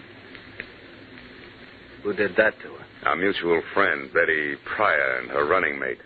I believe they were looking for $25,000. Did she and Joe Lazar get the money, Marlowe? No, they... Hey, Remedy, how did you know the man with Betty was named Joe Lazar? Haven't you heard? I'm a good reporter, Marlowe, the kind that keeps eyes and ears open and mouth shut. It isn't until I know the whole story. Which, as far as you're concerned, is precisely what?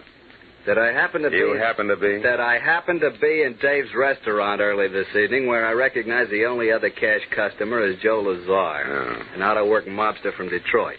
He said something to Betty that scared her right out of a tray of dishes, so I figured I'd find out what was going on. I've been in on the show ever since. Yeah, including a corny blackout up at 2000 Beechwood Drive where you lost your hat running away from a bullet. That's right. Yeah. And just so you don't toss and turn when you get around to going to bed tonight, I'll fill in the rest. I followed Betty and Dave from the restaurant to their apartment. I watched her get rid of Dave, and then when I saw Lazar come in, I moved up close to the window. And stayed there until Lazar spotted you and threw a bullet your way? You're very clever. Yes, I am, man. But before that happened, I heard him tell Betty that Speck Willard had talked about a girl singer at the Starkiss room named Carla Borden.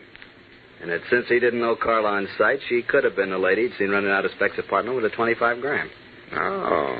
Now that phone book of Dave's open to the bees ties in. I'm so glad. Now, Marlowe, lest we digress too far, how come this one bureau here hasn't been turned upside down along with everything else? I don't know. Any more than I know why you're holding back so much from the law. Well, maybe it's because I don't like cops, Marlowe. Oh, black ones. Or maybe it's because I'm in the same kind of racket as you. Chin way out and a lot of fast talk, just so papers can know what's going on an hour ahead of the rest of the world. Well, there's no 25,000 in here. I got to blow. Before Ibarra shows? Before Ibarra shows. He always arrives with an entourage, Marlowe, one that includes other news hounds. So it's me for a fast cab and downtown to my paper with a story.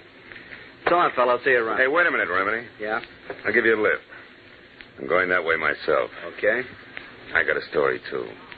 A lousy story I've got to tell a nice guy named Dave. Come on.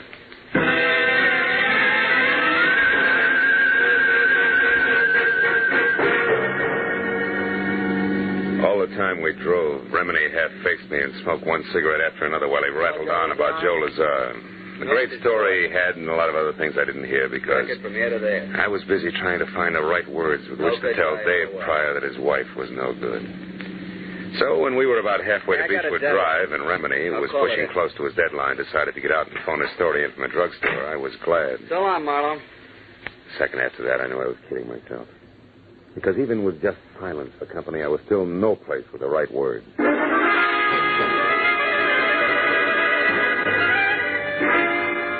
minutes later, when I stood in front of Dave on the steps to his house and stammered out the facts just as I had run across them, I forgot about words, right or wrong. I thought instead about my client, a badly hurt guy, but one who would never say die. Marlowe, I can't believe all this. I won't. Tell me, where's Betty now? I don't know, Dave. Now, look, maybe we ought to head for police headquarters because sooner or later we're each going to have a story to tell Lieutenant Ibarra. Come on, my car's over here. Okay, Phil. I guess that's the only thing to do, all right. Yeah, I guess so. Here. Better have a cigarette, David. Oh, thanks. Kid, we'll try to make this as painless as we... As we what, Marlowe? What is it? Hmm? Well, what are you staring at? Front seat. But I don't see anything, Phil. What is it? What are you Shut up, Dave. staring Shut up. Give me a minute, will you? Yeah. Yeah, sure. Come on, Dave. Pile in. But why, Marlowe? Where are we going? Darkest room to play a long shot. Slapped my foot down hard on the accelerator and kept it that way right through a string of I didn't care what color traffic lights until 5 minutes later when we screeched to a stop. Away from the side entrance to the Starkiss room. I left Dave in the front seat, piled out fast, and ran a dozen yards to an abrupt halt. At the sight of something that turned the long shot I was playing into an odds-on favorite. It was the stage entrance door, open a couple of inches, and in front of that, and unconscious on the hard sidewalk where it had fallen, was the clad in blue form of a private patrolman. His pistol holster conspicuously empty.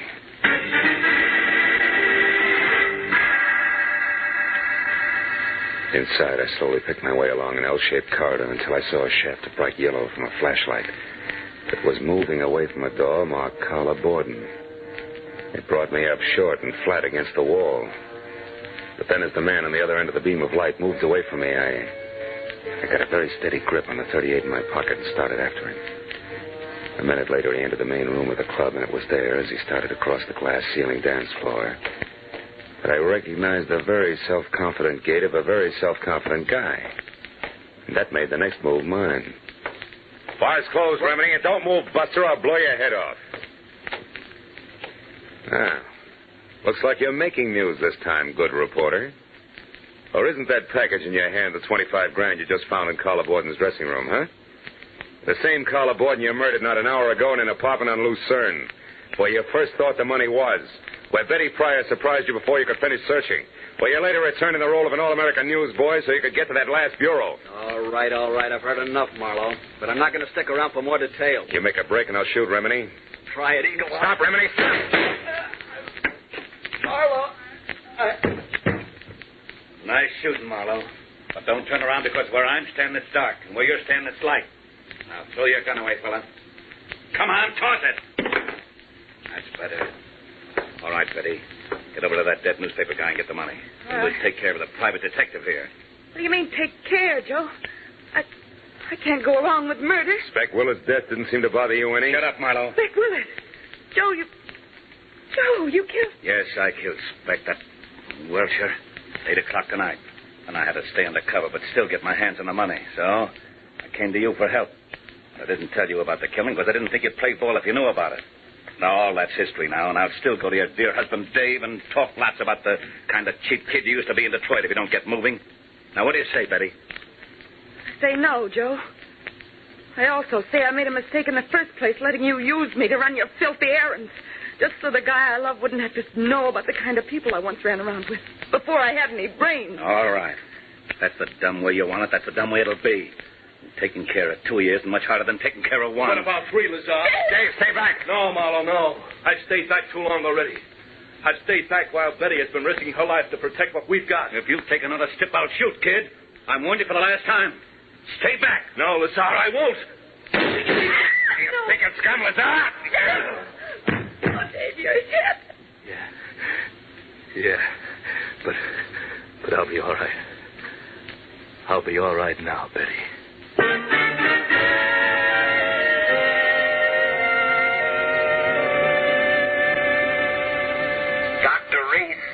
Dr. Reese, please report to surgery. Well, Mrs. Pryor, Dr. Reese, Marlowe, the doctor says Dave's going to be fine in a couple of days. Yeah. Caught one on the shoulder, the other on the hip. He certainly had courage, didn't he? Yeah, and you did all right, too, Betty. Mixing in this whole mess just to keep the home fires burning. Tell me, whatever made you think that a guy like Dave wouldn't understand that you turned over a new leaf? Well, Dr. Reese wanted in I surgery. don't know, Phil. I guess I wasn't very smart. No, you weren't, Mrs. Pryor, but you're lucky because Marlowe here was. And that brings me around to a loose end, Phil. How did you know that Remedy was your man? Oh, that. Because of something I saw in the upholstery of the front seat of my car he borrowed. Tufts of snow-white Angora, which was the kind of sweater that Carla Borden had on when she was murdered, after they struggled. And since you didn't touch the body yourself, they couldn't have come from your suit. No. And Remedy was the only other one who had been in my car. So I figured that the Angora fuzz had gone from Carla's sweater to Remini's suit to my upholstery. Yeah. All of which means that Remini must have been in Carla's room before I got there as well as after. See? And then once I thought back about his getting out of my car to phone his story in, I realized that when I dropped him near a drugstore, he had also been near the Star-Kissed room. Yes. That's exactly where he'd headed. Mm-hmm. You see, Phil, Joe and I followed both of you from Carla Borden's place because, well, after Joe put you in that elevator and we ran, Joe said we had to return and wait for Remini, who was sure to come back and finish his search. And the whole business because Lazar, after he had murdered Speck Willard, was afraid to publicly go after Carla Borden. And the money he felt was his. Yes.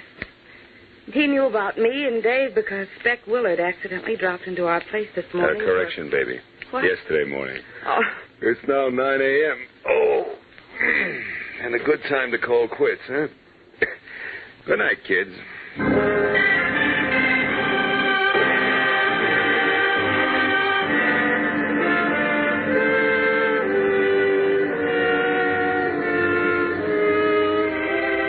By the time I got back to my apartment on Franklin, it was 10:30 in the too bright morning.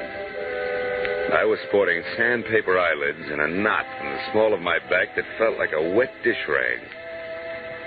Oh, but once I had all the shades down and was undressed and in bed, I forgot about that. And I thought instead of the wood nymph dressed in nothing. What a veil of dewdrops. But then suddenly I stopped. The telephone. I got out of bed. I picked it up with both hands, opened the dresser drawer, and jammed it deep under all the socks I owned. And then I got back to bed. And the wood nymph, in her veil of dewdrops, she was pirouetting from one huge bluebell to another. Oh, my. On gossamer wings.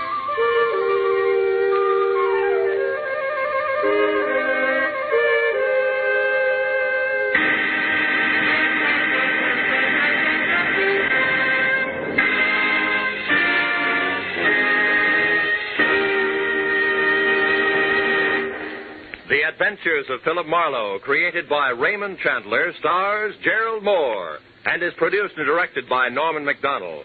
Script is by Mel Donnelly, Robert Mitchell, and Gene Levitt. Featured in the cast were Virginia Gregg as Betty Pryor, Peter Leeds as Dave Pryor, Harry Bartell as Van Remini, and Ed Begley as Joe Lazar. Lieutenant Detective Ibarra was played by Jeff Corey.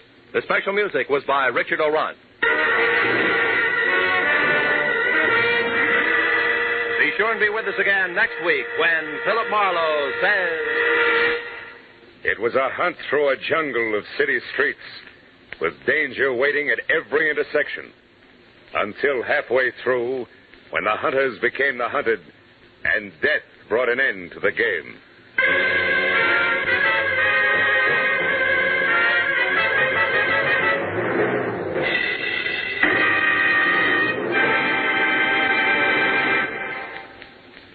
The Colemans visiting Jack Benny, plus Amos and Andy, Eve Arden, and Helen Hayes as a hillbilly.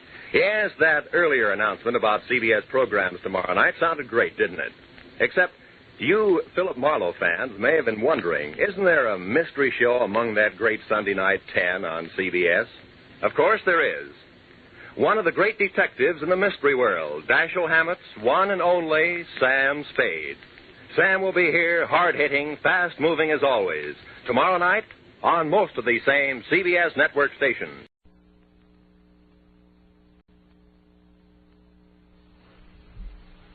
Get this and get it straight.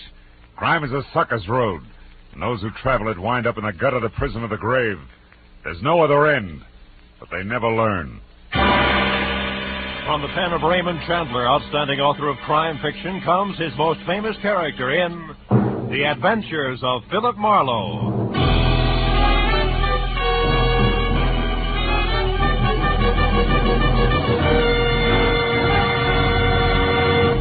Now, with Gerald Moore, starred as Philip Marlowe, we bring you tonight's exciting story, The Hiding Place.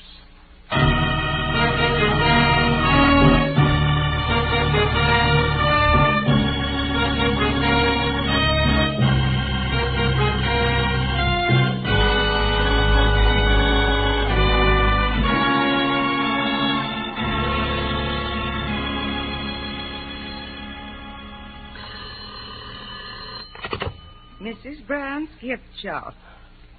Oh, yes, Mr. Waltman. The bookends?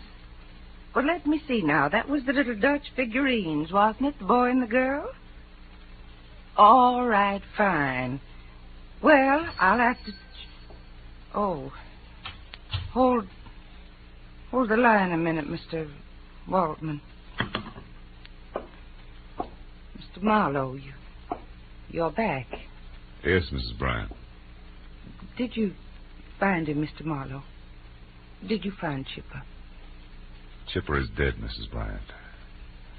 Oh, Take it easy, Mrs. Bryant. Maybe you better sit down here. No. I'm all right. There's a customer waiting on the phone. I'll finish that. Then I want you to tell me everything you found out about my son. Sure. I'll only be a moment. As Martha Bryant went to the telephone, I braced myself for the story I had to tell her. I tried to figure some last-minute way of making hard facts a little softer for a sweet, brave, gray-haired lady who deserved a better break. The first thought about what had happened brought the whole ugly business rushing back at me again. Turned my mind back like a clock to where it had all begun yesterday morning in my office. And that same Martha Bryant, full of hope and quiet courage, walked up to my desk, handed me a letter, and asked me to find her son. His name is Chipper, Mr. Marlowe. Or rather, Chip, now that he's a grown man. He's 22. He left suddenly without a word 6 months ago. Oh? I've heard nothing until this morning when that letter there addressed to Chip came in the mail. Postmark St. Louis Obispo. Oh, sit down, won't you, Mrs. Bryant? Thank you. Maybe I shouldn't have opened it, but... Well, you see, it's the first indication I've had in all that time that he's even alive. Read it. Dear Chip, it's been a long drag, but the waiting is finally over, darling. Time is now. Meet me at 11:30 Monday night at the House with the Big Wheel, signed Toby. House with the Big Wheel, what does that mean, Mrs. Bryant? I have no idea. But for some reason it frightens me. Oh. 11:30 Monday night. Monday night, that must be tonight. Who is this Toby? Toby Packler. She's a very, very beautiful young woman, platinum blonde. Oh. Chipper believed he was in love with her, I'm afraid. Oh, please don't misunderstand me, Mr. Marlowe. I'm not a possessive mother. I knew I'd give Chipper up someday, only I hoped it would be to a nice, sincere girl. Toby Packler isn't? Well, she's much too fast. The kind who uses too much mascara and wears things like those little anklet chains they call slave bracelets. I tried to find her after Chip left, but she was gone, too. Oh. Tell me, did you and your son argue about Toby, Mrs. Bryant? No. I only saw her once. He knew I didn't think much of her, but that didn't drive him away, Mr. Marlowe. What did? Well, I've never been able to understand. After his father died, Chip became irresponsible and a little wild, perhaps, especially since I had to spend all my time running our gift shop on Ivar, but he was a good boy, really. I tried to convince myself that he left just to prove his independence, to test his wings, you know. But now... Now what, Mrs. Bryant? Now I'm worried. That letter, it puzzles me. I don't like it. Well, it may mean nothing more than you're getting a daughter-in-law who uses too much mascara. I hope you're right. I want Chip to be happy, to settle down. I want to turn my business over to him. And will you try to locate him for me?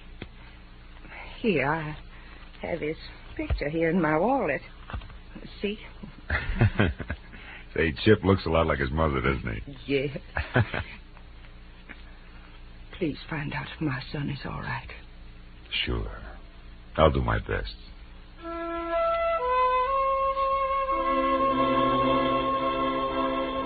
From my office window, I watched her leave the building.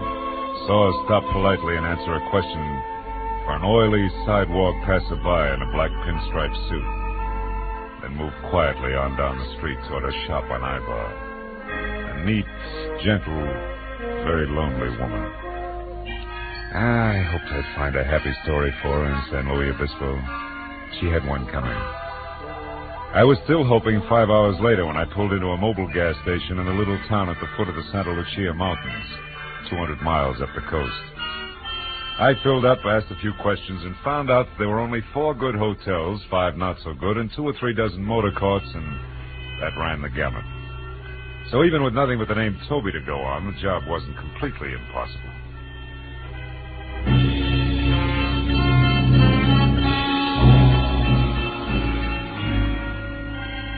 By the time I'd worked my way down into the motor courts, the sun was sneaking off between the rocky hills toward the ocean. And I was still collecting negative answers. Until I tried a mirrored neon combination bar, restaurant, and motel called Pinky's on the north edge of town. Sorry, mister. No Toby Packler registered here. Now, wait a minute. Are you sure? She's a lovely platinum blonde about... About what? Huh? Oh, never mind. Skip it, Pinky. Maybe this is better. When I glanced across the lobby at the bar, I caught a man watching me. He was the same oily character in a black pinstripe suit that I'd seen stop Mrs. Bryant on the street outside my office back in L.A. He ducked away, and I beat it into a bar. Just in time to see him slip out a side door, so I followed him. Outside, a gravel path wormed through a grove of dejected pepper trees, wound up in a lonely walled patio, and when I got there, Oily was out of sight. The reason was simple. The nose of his gun in my back said he was behind me. Don't move, Marlowe. Well, name and all. Yeah, sure. I've been tailing you every inch of the way since old Lady Bryant went to see you this morning. What's the connection, Oily? Exactly 6 long months of watching and waiting. For what? For a move a new 2 skunks that have to make some time. And from the way you've been working, you don't know enough to do yourself any good or me any harm. So take some advice. Go back to L.A. Leave it alone. Leave what alone? That's none of your business, people. I'll take over from here. But just in case you run into Chip Bryant or Toby on your way out of town, tell them from me they're not cutting Lou Race out of his share of $110,000. I'm going to get it, one way or another. And so you won't forget, use this. Oh! For a reminder.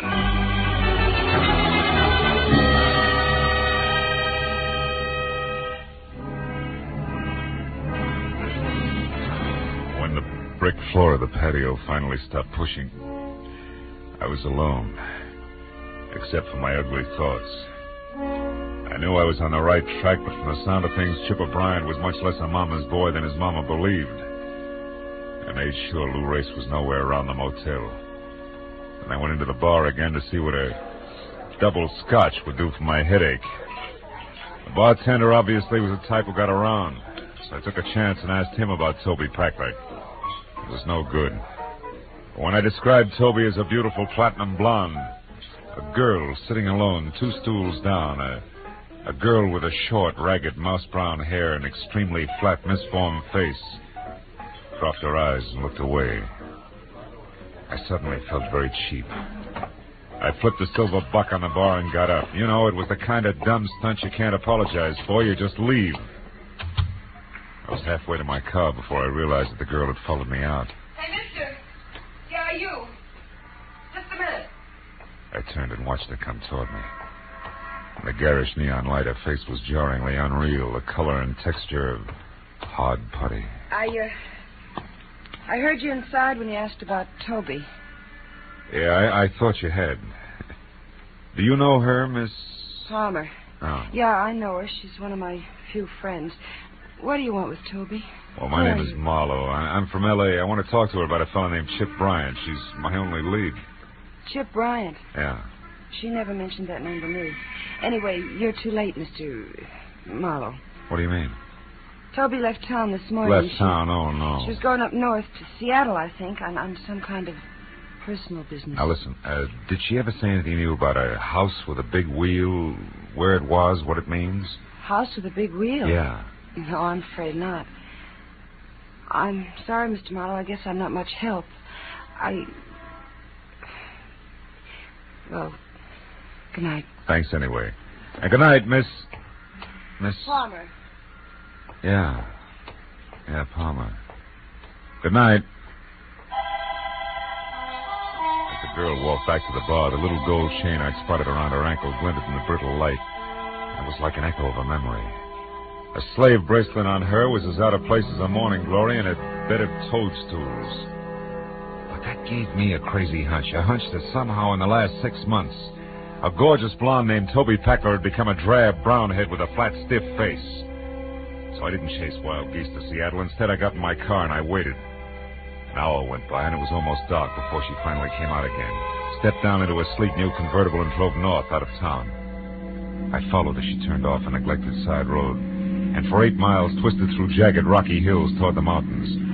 Then suddenly, from the crest of a small rise, I saw what she'd been heading for. An old stone house squatting in a grove of eucalyptus trees. The girl I figured to be Toby Packler had slowed almost to a stop. I watched her creep along until she was out of sight. I got out of my car and I went down for a closer look. Round, brown shingled cupolas reared proudly out of choking overgrowth, and on a huge rusty iron gate in front was the name Escobar. But in the trees behind the house I saw more. Turning slowly in the stream, there was a giant water wheel. A big wheel.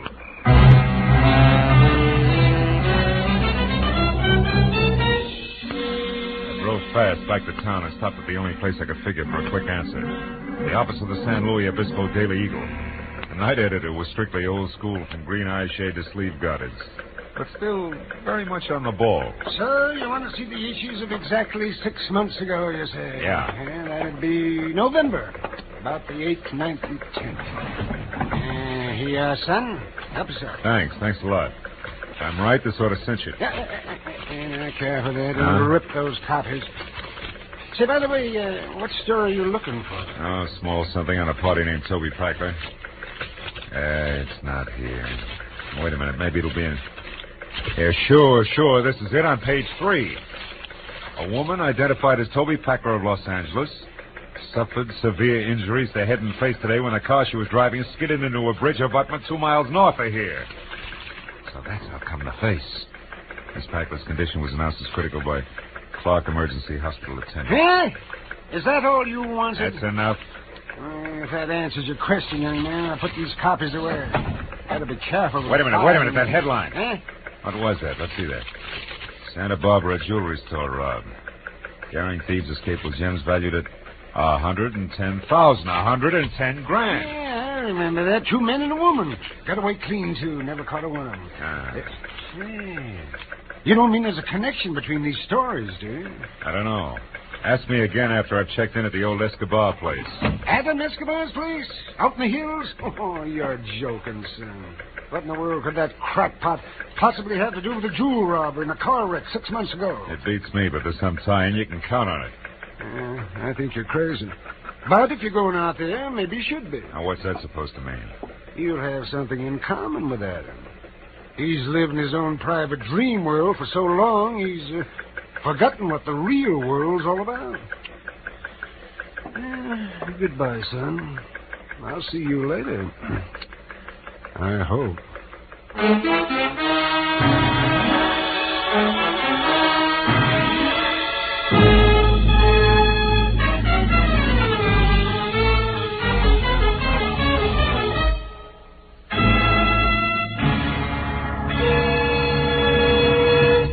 In just a moment, the second act of Philip Marlowe. But first, the fun is always fresh and furious when Groucho Marx takes over on CBS Wednesday nights with his wonderful quiz, You Bet Your Life. Groucho, the master of ad-lib, teams up pairs of opposites and then goes to work with his quips and questions. Very, very solid with laughter, this Groucho Marx show. Hear it this Wednesday and every Wednesday on most of these same CBS stations. Now with our star, Gerald Moore, the second act of Philip Marlowe, and tonight's story, The Hiding Place.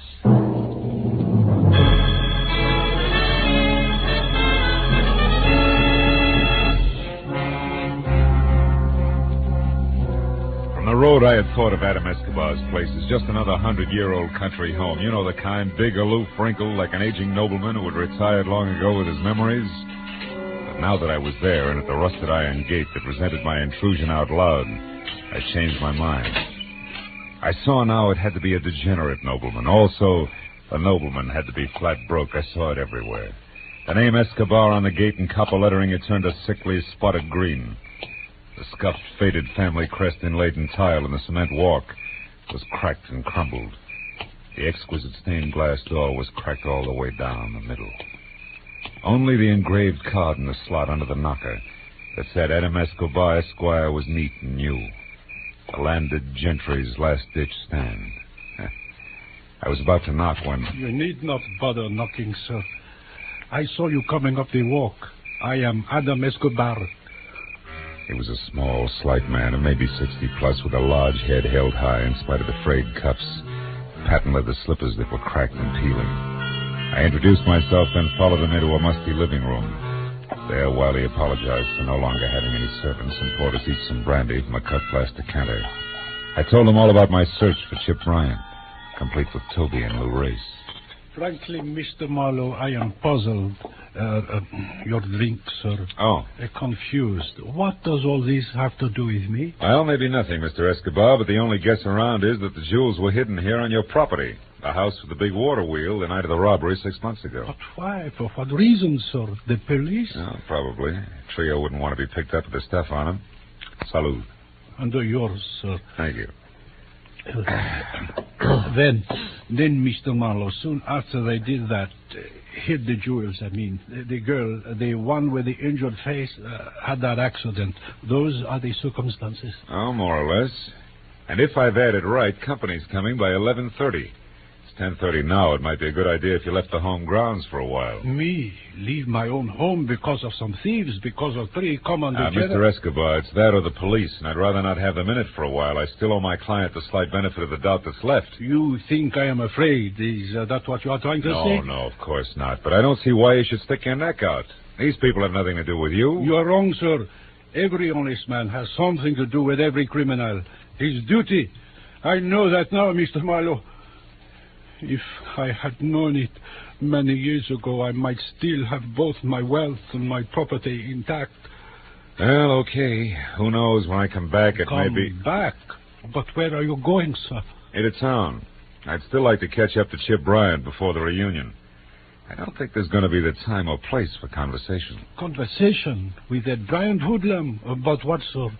About a mother, Mr. Escobar. A nice old lady who doesn't deserve a kick in the teeth.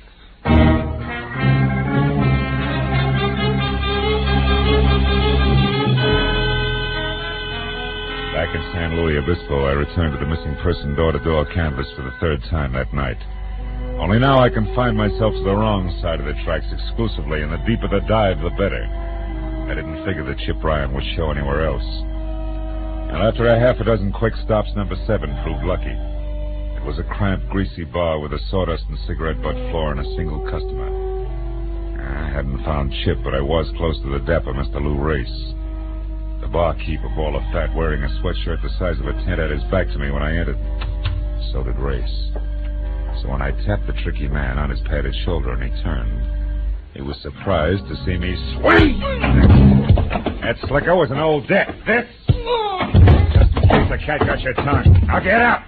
Get ready to answer a few simple questions. Hey, what do you think you're doing? You're busting my table. I'll pay you for it, and unless you want to be up to your rolling shins in trouble with the law, Junior, don't try to help the clientele. The cops? Oh, okay. Why didn't you say so? I don't know nothing about this guy. Yeah, and I don't know enough. Now, come on, Race, you talk or eat sawdust. Which? No. I'll tell you.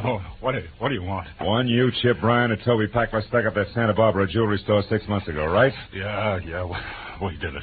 But they crossed me up. It was when the cops were coming and we split. Split or you played hooray for Lou Race and ran without worrying about the others? What's the difference? The reason Toby and Chip Bryant won't tell you where they hid the jewels, that's the difference? Nuts. You're standing on one ear, peeper. Toby had a different reason for crossing me. Like what? Oh, like her falling in love with that louse Bryant. The kid she baited into coming along with us. By flapping her baby blues, the kid who was supposed to drive the car, period. That's how she crossed me. Anything else? Yeah, the topper. Where's Brian now? One of two places. Either with Toby Packler or without. Oh! Packler. Good night, sweetheart. By the time I made it to the door, the second company, Sam Spade, was across the street behind a parked car and streaking for an alley in the middle of the block.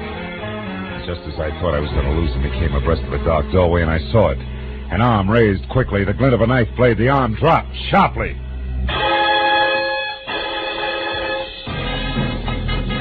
Whoever had done it slid away in the dark as suddenly as he appeared. When I was next to Race, there was only the caller's card, a black ivory-handled knife, driven to the hilt in between the dapper man's shoulders. He was going out fast. Hey, holy cow, how did it happen? Shut up, Race. Race, do you know who got you? The knife. Yeah? Has it got a dark black eye? Black ivory handle, yeah. Why? What does it mean? Who's it belong to, Race? The kid. What kid? Cecil Chip Bryant. He's dead, huh? Yeah. And so are all the prayers of one Mrs. Martha Bryant. Huh? Who's she? Never mind. Listen, call the cops. Tell them my name's Philip Marlowe. I'm a private detective, and I may be able to explain all this later. Right now I'm due at a house with a water wheel, and I'll explain that later, too. If I'm lucky.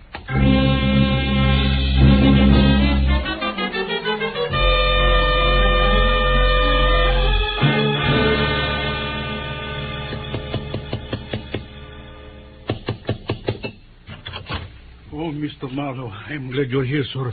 It is almost 11:30. I know. Have you seen anyone, Mr. Escobar? No, sir, and I have been watching very closely. Good. And in readiness, my father owned this pistol. Oh, well, I hope it's been oiled since. Now, look, I didn't locate Shipwright. Hey, wait a minute. Isn't that a car there turning off the road without any lights on? Yes, and going along the side of my property line, back to the water wheel. It is a woman, Mr. Marlowe. Yeah, no doubt, named Tony Packler. Now, look, you stay here, Mr. Escobar, and keep that blunderbuss ready. Don't forget Chip Bryant's due out here, too, and he's a killer. Keep your eyes open. We'll stand a better chance meeting him one at a time. I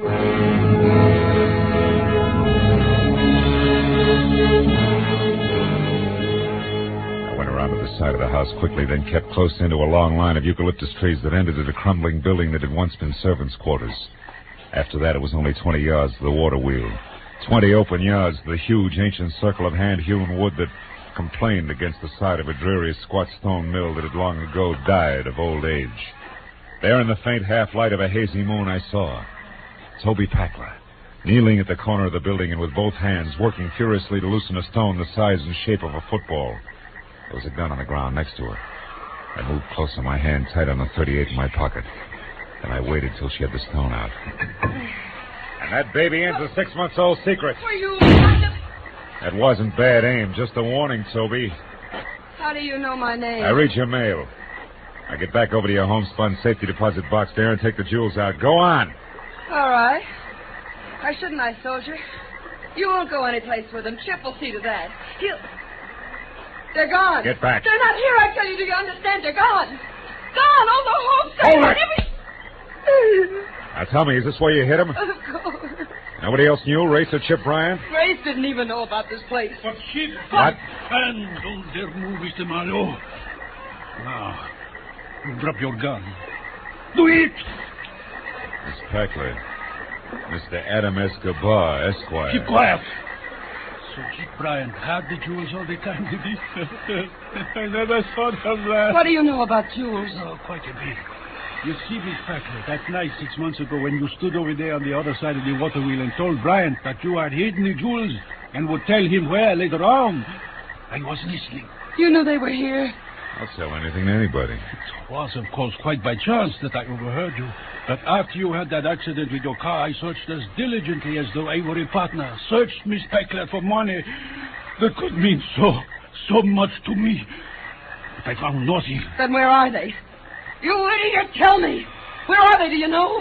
Now that I see this hiding place, yes. It was where Chip Bryant stood. Therefore the jewels are no doubt buried. What do you mean?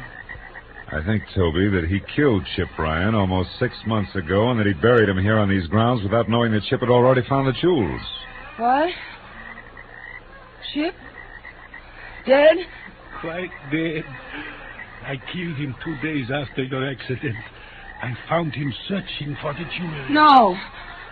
No, you're lying. Chip was supposed to go back to Los Angeles and wait until I was well. Wait for my letter. He didn't, Toby. He came out here, found the jewels, and was killed by our host. No wonder I couldn't find them these months that I searched day in and day out. Scratched and dog and cold and in rain by sun and by dark. No wonder I buried them with him. Yeah, but you didn't bury his knife, did you? That's your Captain used on Lou Race tonight. Why, you... Miss Spexler. Why? So you can shoot me, then him? Or so that if I'm very lucky, I can run away to live some more? Toby, don't. Live with his smashed, ugly face? Spexler. What have I got to lose? You can want. My pretty face is Don't gone. take another step. The man I love is Don't. gone. I Soon the said jewel's stolen. Escobar. Turn around. Point that gun at me. Fisher, Mr. Marlowe. Now it's self-defense. Toby is bad. Yeah. Real bad, Soldier. I had so much once.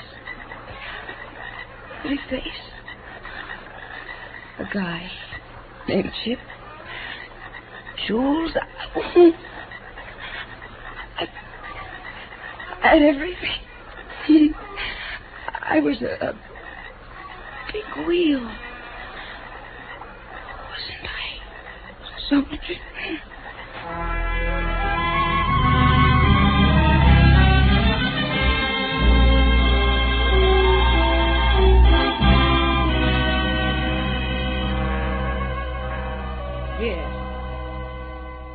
Yes, Mr. Altman, the bookends will be sent out to you this afternoon at the latest.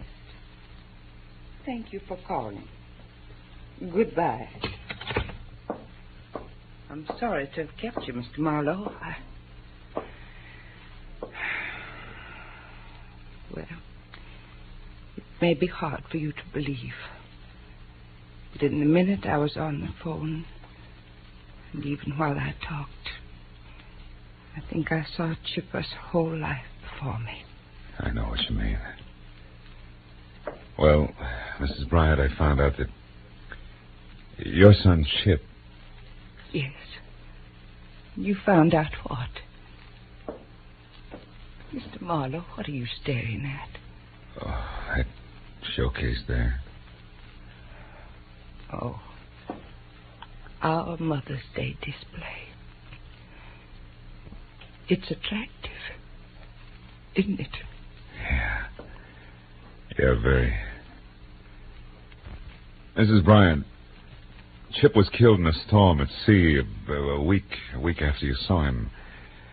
It was off San Francisco. His body was never recovered. I was told that he was on his way to a new job in Canada at the time. And incidentally, that letter from San Luis Obispo, that was all a mistake. That girl never saw Chip again.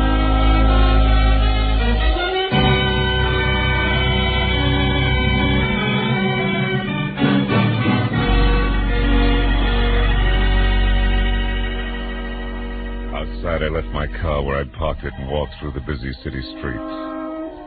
You know, it's a funny thing. Lies can cause more trouble in this world than almost anything else, they say.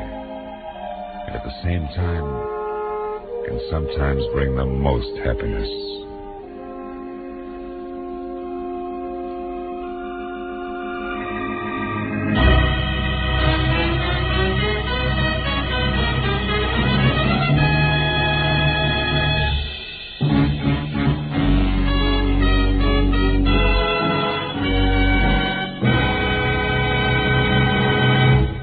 Adventures of Philip Marlowe, bringing you Raymond Chandler's most famous character, star Gerald Moore, are produced and written by Norman MacDonald and written for radio by Robert Mitchell and Gene Levitt.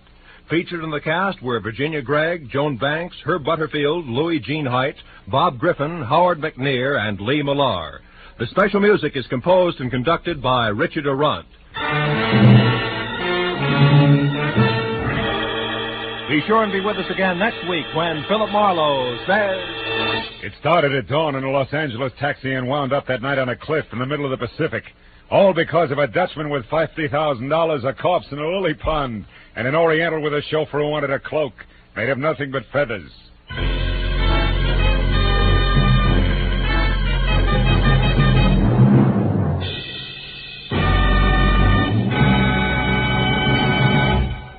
This is CBS, the Columbia Broadcasting System.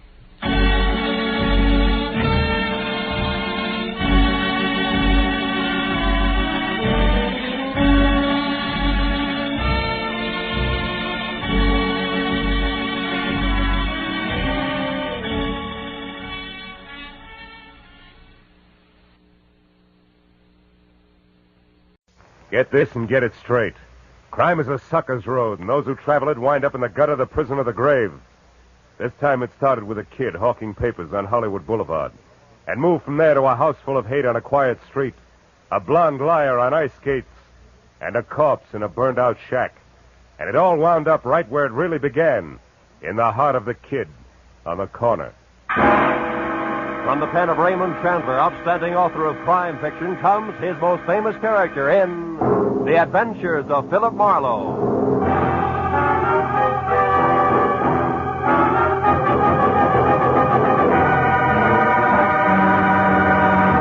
Now, with Gerald Moore starred as Philip Marlowe, we bring you tonight's exciting story, The Kid on the Corner.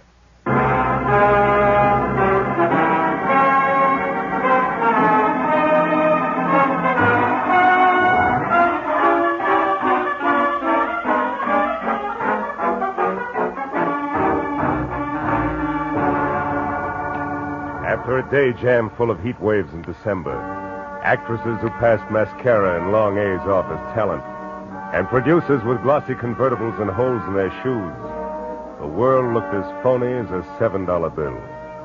And when I finally closed my office, stepped out onto Hollywood Boulevard into the glare from miles of sheet iron Christmas trees on lamppost trunks, and watched a loudspeaker Santa Claus with neon reindeer trundle by in a cloud of artificial snow, I'd have gladly traded all of Hollywood, California for one quiet Vermont hillside and thrown my license in to boot. All of which convinced me that what Marlowe needed most was a martini in his own apartment, a good book, and a night's sleep in that order. So I started home after them, but only got as far as the middle of the street. Hey, Mr. Marlowe, wait up. It was the kid who sold papers on the corner. Mr. Marlowe, can you spare a minute? I gotta talk to you. Okay, Tommy. Let's get out of the street first, huh? I'm not so good at dodging fenders. Oh, yeah, sure. What's on your mind, kid? That's about my Uncle Bert. Bert Larson. He's gone, Mr. Marlowe. What about your family, Tommy? Don't they know where he is? Oh, I don't have no family. I've been living with Uncle Bert in a flat down in Van Ness. Hey, if you haven't had your dinner yet, maybe you'd eat with me in the cafeteria, huh? It's real important to me, Mr. Marlowe. Anything that's important to you, kid, is important to me. Let's go in. Oh, swell. I should have known something was wrong when I heard him walking around. Late last night, you know? He said he was after a drink of water, but he's got those metal plates, kind of like caps on his shoes, so I knew he was all dressed, only I was too sleepy to think anything about it then. Well, maybe he just got an early start and he's been busy today, huh? No, it's not like that, Mr. Marlowe. Something's wrong. Well, what'll you have, gentlemen? The pork's nice tonight. Stew's the best deal for the money, Mr. Marlowe. Oh. I'll have the stew, please. Yeah, you better make it two, miss. Okay, a couple of stews coming up. See, when I got up this morning, I found this envelope on the dresser. There was $200 inside, and this was written on the front. Let's see it. Dear Tommy, must leave town on business. I'll send more money soon. Be a good kid and take care of yourself, Uncle Bert. Yeah, I see what you mean. Yeah. I spent all day trying to find out where he went. I checked everything but the airport. I know he wouldn't take a plane. He gets dizzy just standing on a curb. No luck, though. Milk, Mr. Marlowe? No, I'll have coffee, Tommy. I feel rugged. Hey, there's a table over in the corner. Come on, huh? Okay. What really makes it fishy is that Uncle Bert's got no out-of-town business. Besides, he's never been out in front more than $20 in his life. I can't figure it. Well, now, look, Tommy, if you're really worried, you don't want me. You ought to go to the police right away. Cops? Yeah. No, I can't. Why not? Well, Uncle Bert's been awful good to me, but, well, I guess he's really kind of a bum. You see, he's a gambler, Mr. Marlowe, a bookie. Uh-huh. Just a harmless small-timer, sure, but I'd get him in an awful jam if I called the cops. Will you try to find him for me? I got dough. I'll pay you whatever you charge. Don't worry about the money, Tommy. I got one lead for you. This name here in the back of the envelope, see? Yeah. Lester Carney. And the number 3004.5. Does that mean anything to you, kid? No. Oh. I'd have looked that guy up my cell phone, and you know how far a kid could get. Sure. Gee, Mr. Marlowe. I'm sure my uncle didn't leave town. It's something else. It's gotta be. He's in some kind of trouble. Now, Tommy, you know that he might be on the wrong end of it, don't you? Yeah. Well, if that's right, I want to find it out fast, Mr. Marlowe. Here's a picture of him. Mm-hmm. Scared, son? Me scared? Nah. Not for myself, anyway. Yeah, I guess I am, kinda. Well, okay, Tommy, eat your dinner, and then get back to work. I'll see what I can find out, huh?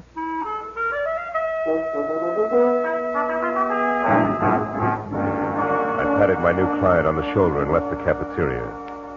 But I was sure of one thing. The dry rot that gets to most people in Hollywood wouldn't touch a hard-working kid named Tommy Lawson. He was already smarter at 15 than a lot of citizens get at 50. I stopped in a phone booth and found the name Lester Carney listed in the book at 8110 Cherokee Street. That turned out to be an oversized California Spanish model that had taken lots of old-fashioned wealth to build. Halfway up the curving walk to the already open front door, I heard the voice. All right, Susan, if that's the way you feel, I don't want you in this house another night. Well, I'm sorry, Mom, but I don't think that spying and telling lies are a part of the maid's duties, so I'm leaving. But I would like to know about my back salary first. You'll get your back salary, my girl. Don't worry about that. Now get out. Very well, Mom. Excuse me, sir. Oh, yeah, sure. Well, what do you want? I'm looking for Mr. Lester Carney. Is he in? He is not. Oh, would you mind telling me where I can locate him? I don't know. And I don't care anymore. Just a minute. Is he with Bert Lawson, maybe? I don't know what you're talking about. Now get out of here. And good night to you, too, Mrs. Carney. Hey, Susan. Just a minute, baby. And who are you calling baby? Well, I call anybody baby when they're as cute as you are. You're not so bad yourself. Well, now that that's established, let's get friendly. I'm always friendly. But they're not, huh? Oh, there's going to be trouble in that house. Oh? Well, good night, Mr. Now, wait a minute. I'll give you a lift in the car. Let me have your bag. Well, all right. Thank you. Ah. Say, what about that trouble you spoke of, Susan? What did you mean? Julia. Oh? She isn't as pretty as she used to be. She's turned a rancid. She's driven that poor husband of hers out of his mind. He almost never comes home nowadays. Practically lives in his studio. Studio? What kind? Photography. Oh. It's way up in the Hollywood Hills someplace. Susan, did you ever hear either of them mention a Bert Lawson? No. Why, who's he? A gambler. I gathered from Julia that Connie's blowing the family fortune, huh? Sure he is. And that's not all she's driven him to. No. What else? What do you think? Another woman, of course. Oh. An ice skater named Carol King at the Igloo. That's that nightclub with the skating show. Yeah, I've been there. Does Mrs. Connie know? Oh, she suspects. That's why she wanted me to spy on him. But I wouldn't because I don't blame him one bit. Not with Julia being like she is. Yeah, maybe you're right, Susan. But then again, maybe you've got your cause and effect backward, huh? Yes?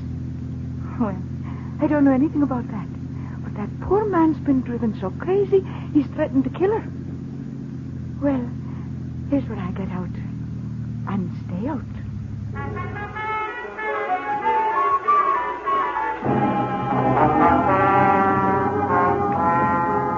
I dropped Susan off at the car stop and headed out Sunset Boulevard for Westwood in a club called the Igloo, which looked more like a down-at-the-heel Taj Mahal than an Eskimo's bedroom. Inside, a line of fast-moving ostrich plumes with rye-crisp waistlines and imitation sable zipped over a short sheet of tinted ice toward the climax of chorus numbers, while I bluffed my way backstage and intimidated the call boy into sending over one Carol King. She turned out to be left end in the lineup out front, so I sat down on a cold trunk and waited until the curtain fell. And I got up to greet an athletic blonde with more than healthy face, who sidled dubiously toward me, ice skates and all, and I introduced myself and told her I was looking for Bert Lawson. Why are you looking for Bert Lawson, Marlowe? Well, because people say he's disappeared. Now, I know he's a bookie. You don't have to protect him on that score, and I'm no cop. Just want to know where he's gone. Okay. I hear he made a real killing yesterday, the first one in his life. Oh? I understand he's leaving town to retire. Who's going to make book for you from now on? Nobody. I never play the horses. My friends do. Oh, friends like Lester Carney? Lester. Well, now we get down to business. You smell like you're working for a wife, Shamus. Guess again, sugar. I'm after Bert Lawson, nothing else. That's why I want to talk to your friend. Where is he? Lester Carney is no friend of mine. You know, you should be smart enough to know you're just wasting your time with that pitch. Look, Bud, he was my friend, sure, but that's all off, as of an hour ago. They're all through, washed up. I gave him the boot. Why? Did he run out of blank checks? I ought to bust your shin wide open keep those for skates that. on the floor, honey. Then skip the cracks. I threw him out because I got sick and tired of waiting. He kept me on the string for months with nothing but promises. Said he hated his wife, but when it comes down to cases, he refused to leave her. Why? I don't know. Got some hold over him. He hasn't nerve enough to break. So I wrapped him up in a neat little bundle and sent him home. It was a mess. I'll bet. Between you and Julia, he must be in a great frame of mind tonight. That's his problem now, brother, not mine. What is yours? How to keep your life on ice? No, wise guy. For your information, I'm quitting this show. I'm going to make a clean break all around. Happy landing. But look, what's the connection, if any, between Lawson and Carney? Why, Mr. Marlowe, I have No idea. Isn't that wonderful? Okay, sugar, that's where we'll leave it for now. But in making that clean break, be sure it's not your neck. I'll see you around.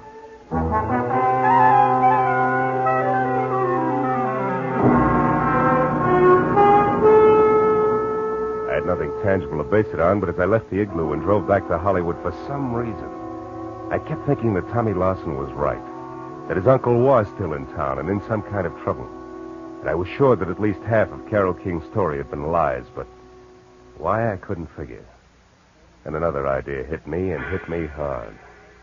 I turned onto Cherokee again and drove up to Carney's house at 8110, parked, and went in. There the vague hunch began to shape up like grim fact because the front door was wide open and spilling a pale glow from the one light in the house, the hall lamp. I saw the note propped under the lamp even before I went in. I left it where it was. It said, "To whom it may concern.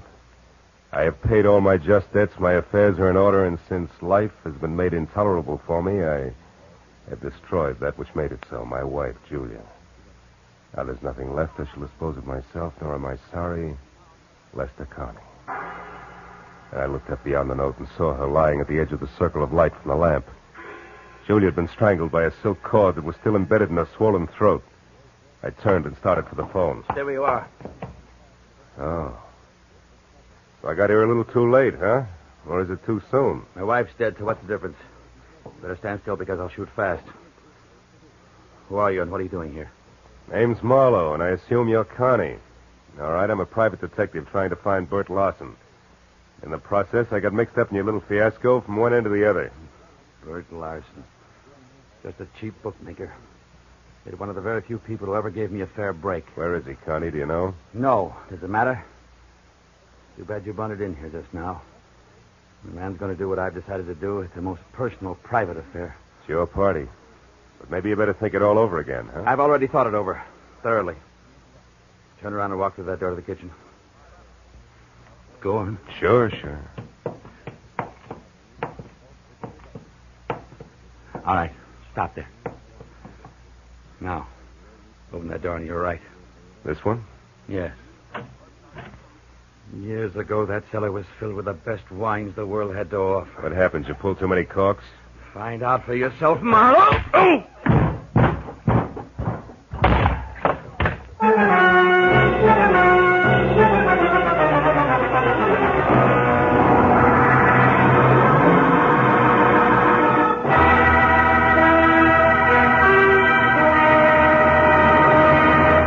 In just a moment, the second act of Philip Marlowe. But first, will Tyrone Power listen to Jack Benny's Siren Song?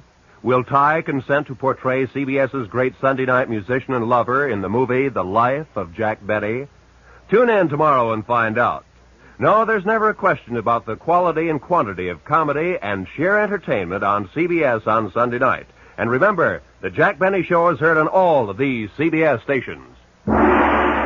Now, with our star, Gerald Moore, we return to the second act of Philip Marlowe and tonight's story, The Kid on the Corner.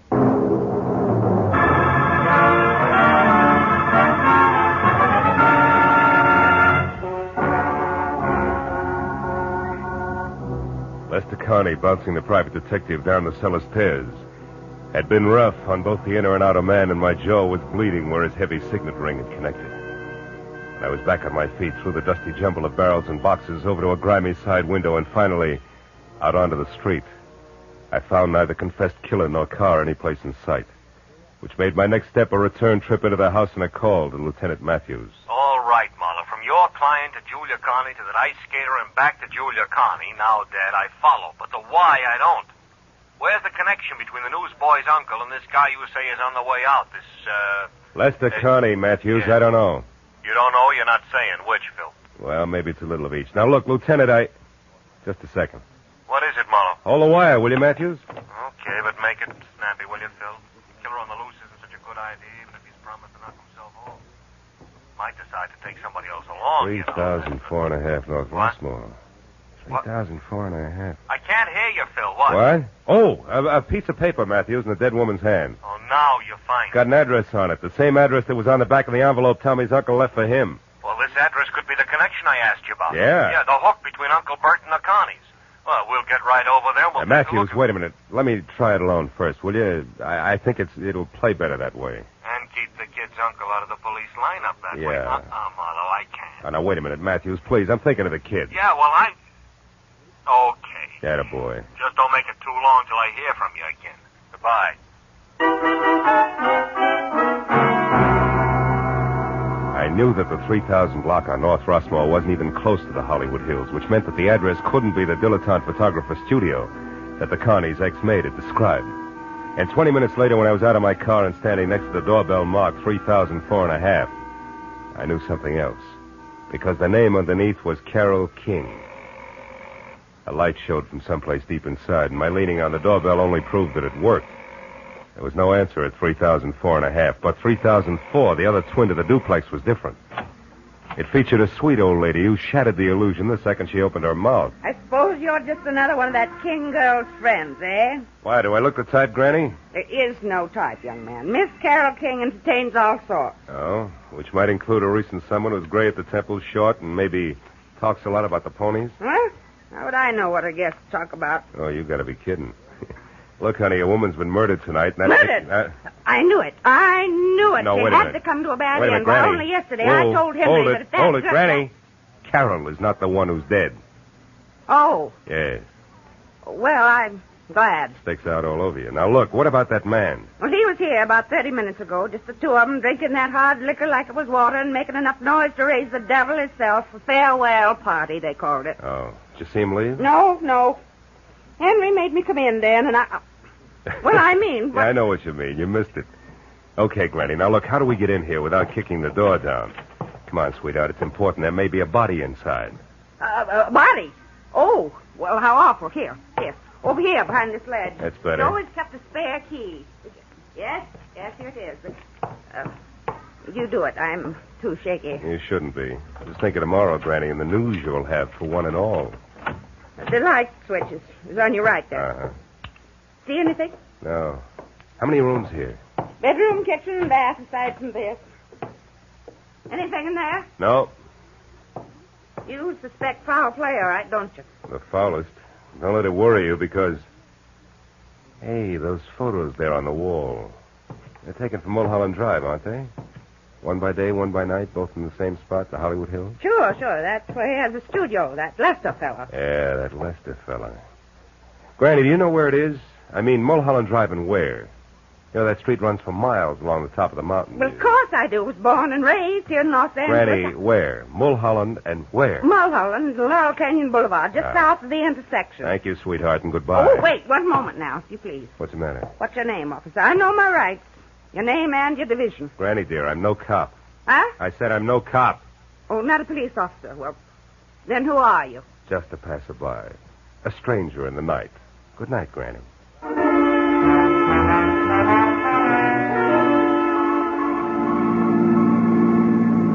All the way from Rossmore to Sunset, then west to Laurel Canyon Boulevard, I kept worrying about Tommy Lawson and the uncle, who, from where I stood, needed at least worrying about no matter which way things played.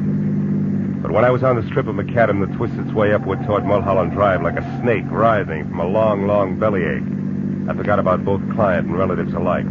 Because at the top and a little to the south, where Granny had said it would be, was Lester Carney's studio, all right, but burned to the ground. Well, these select flyways joints sure go fast, Rexy. Yeah, it wasn't 20 minutes on this one. Hey, mister, where are you going? Some of that metal stuff's still pretty hot. Who are you, with the law? No, Chief. I'm a private detective named Marlowe. I was wondering if Lester Carney was caught in there. He owned this shack. Yeah, I know. Is he a friend of yours? No, it's strictly business. He's wanted for murder. Yeah, he was wanted for murder, Phil. He was burned to a crisp in there. Hello, Casey. Hello, Matthews. Well, what's your guess? He started on purpose? No, suicides hardly ever burn themselves to death. No. He probably took some sleeping pills or poison and then a cigarette he left going did this, you know. Hey, by the way, Phil, you saw Connie tonight. You think you might recognize him? Might. Yeah, he's over there. There isn't much. See you, Casey. Right, Matthews. Hey, Gerson. Hey, you tied Connie and this fire together kind of fast, didn't you, Lieutenant? I just found out about this place. Yeah, but you work alone, Marlowe. I got help. Oh. There it is. All that's left. See anything? Yeah, that ring. I noticed it earlier tonight. And the watch? No, I'm not sure. I don't remember what kind of... Hey, Matthews. What is it? What are you staring at, Phil? Come on over here. Come on. What? See this little piece of metal? Yeah. I think it's... Don't watch it, Phil. You know, fire makes things hot. Yeah. Hot things burn and... Yeah. Marlowe, what is it? It's an idea. Yeah, like what? Like this isn't suicide after all, like it's murder, Matthews. Come on, we gotta get to a phone quick.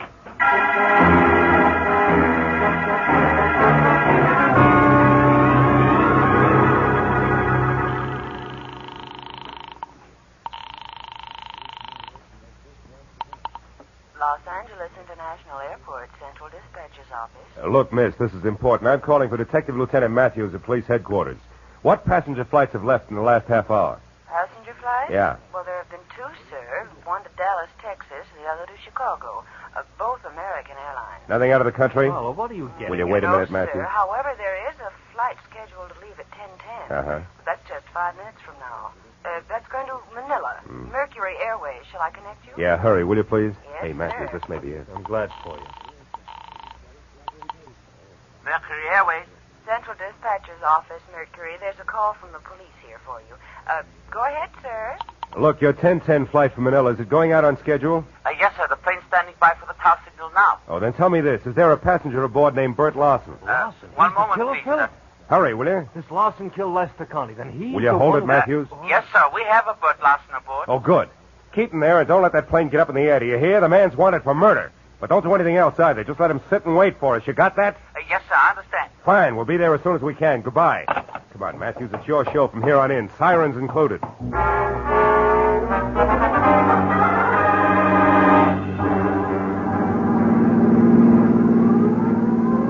Okay, Marlowe, okay, enough. So we're on our way to the airport. We're going to catch or kill. Everything is great. But first, how do things add up?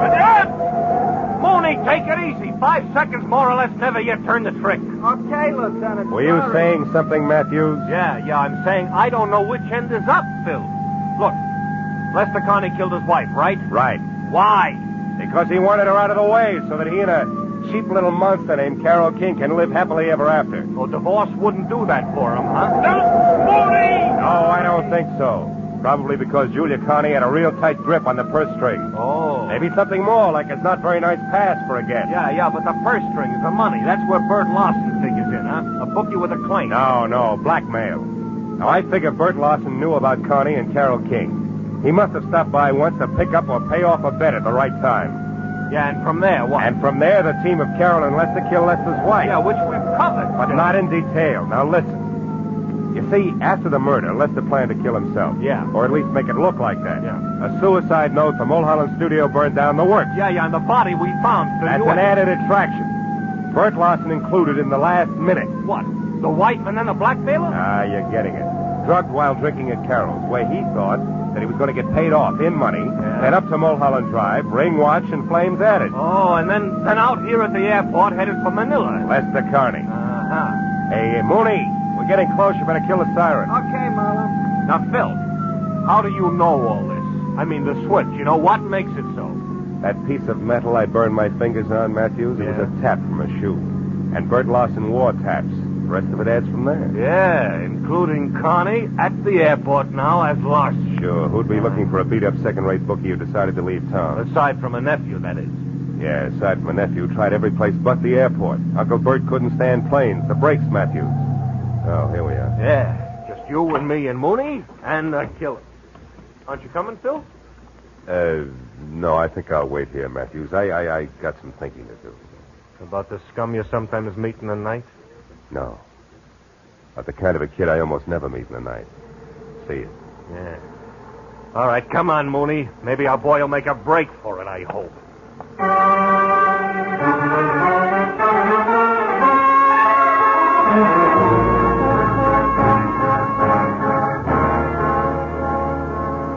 Lester Connie didn't make a break for it, and an hour later when they picked up Carol King, it was the same thing. Each of them was surly, ugly, but they talked. So when I finally left police headquarters, where try as he would for Tommy's sake, Matthews had found it impossible to skip over Bert Larson's connection as a blackmailer. It was pushing midnight, and I was dog-tired. There was something worse than that when I was back on the corner near my office, walking toward Tommy Larson, who was untying a stack of fresh newspapers. Then the headline. Read all about it. Hollywood killer nabbed. Blackmailing bookie. Jealous wife slain. Hiya, kid. Hiya, Mr. Marlowe. Lieutenant Matthews tells me you had kind of a rough night. Kinda? When'd you talk to him, Tommy? After the first editions hit the street, I wanted to know if you were okay. The story didn't say. Publicity no good for your business, huh? Not much. Look, kid, did the lieutenant say anything about you? I mean... I'm gonna stay with a neighbor, a friend of Uncle Bert. Oh. He had friends, you know. He wasn't really bad at heart, Mr. Marlowe. Not really. I believe that. So do I, Tommy. He was just mixed up. Yeah. Sure he was. And you know why? The way he thought the world owed him a living, that's why. And I couldn't tell him otherwise. Excuse me, Mr. Marlowe. I gotta get going. Thanks a lot. You were swell. Sure. Extra. Bookie and Babe slain in Hollywood Triangle. 2 dead in Hollywood slaying. Extra.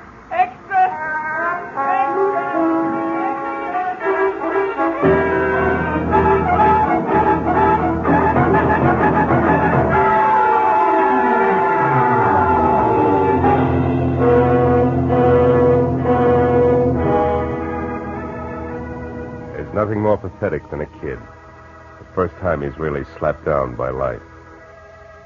We, the older ones, the tired ones, learn to roll with the punch. Because we've got time in our corner, watching us, counseling us, teaching us how to save ourselves, so that at the final gong, we're still on our feet. But a kid steps into life's arena expecting to find his opponents all he was taught to believe they would be. But instead he finds the old 1-2 below the belt. But if here he finds a good guy, and there a great girl, the going suddenly becomes not so rough. The fight becomes worth it. If only to help the next generation of Tommies find their ring a little cleaner. And the breaks not quite so tough.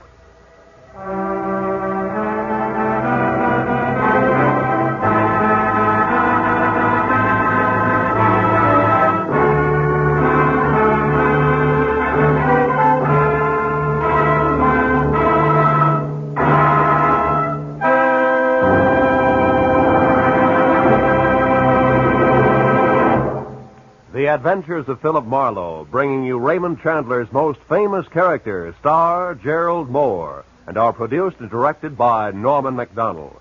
Script is by Robert Mitchell and Gene Levitt. Featured in the cast were Gil Stratton, Jr., Virginia Gregg, Wilms Herbert, Joan Banks, and Vivi Janis. Detective Lieutenant Matthews is played by Larry Dobkin. The special music is composed and conducted by Richard Orant. Be sure and be with us again next week when Philip Marlowe says... It started with laughter on a bright morning, in a battle over a chicken, and got better as it went along. It could have lasted a lifetime, but it didn't. It stopped on a gray morning, with a little wishbone broken.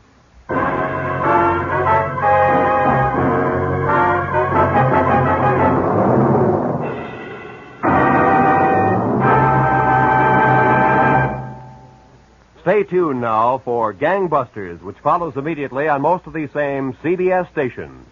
This is Roy Rowan speaking.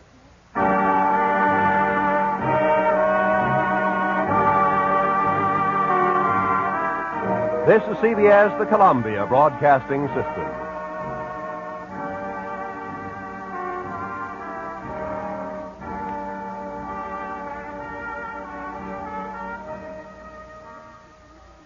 Most Saturdays at this time, we spend an exciting half hour of adventure and action with America's public hero #1, Hopalong Cassidy. Well, even two-fisted cowboys take summer vacations when they can, and Hoppy is no exception. Hopalong and Topper will be back with us riding the CBS air trails again 9 weeks from tonight, September 22nd. Get this and get it straight. Crime is a sucker's road, and those who travel it wind up in the gut of the prison of the grave. There's no other end. But they never learn. From the pen of Raymond Chandler, outstanding author of crime fiction, comes his most famous character in The Adventures of Philip Marlowe.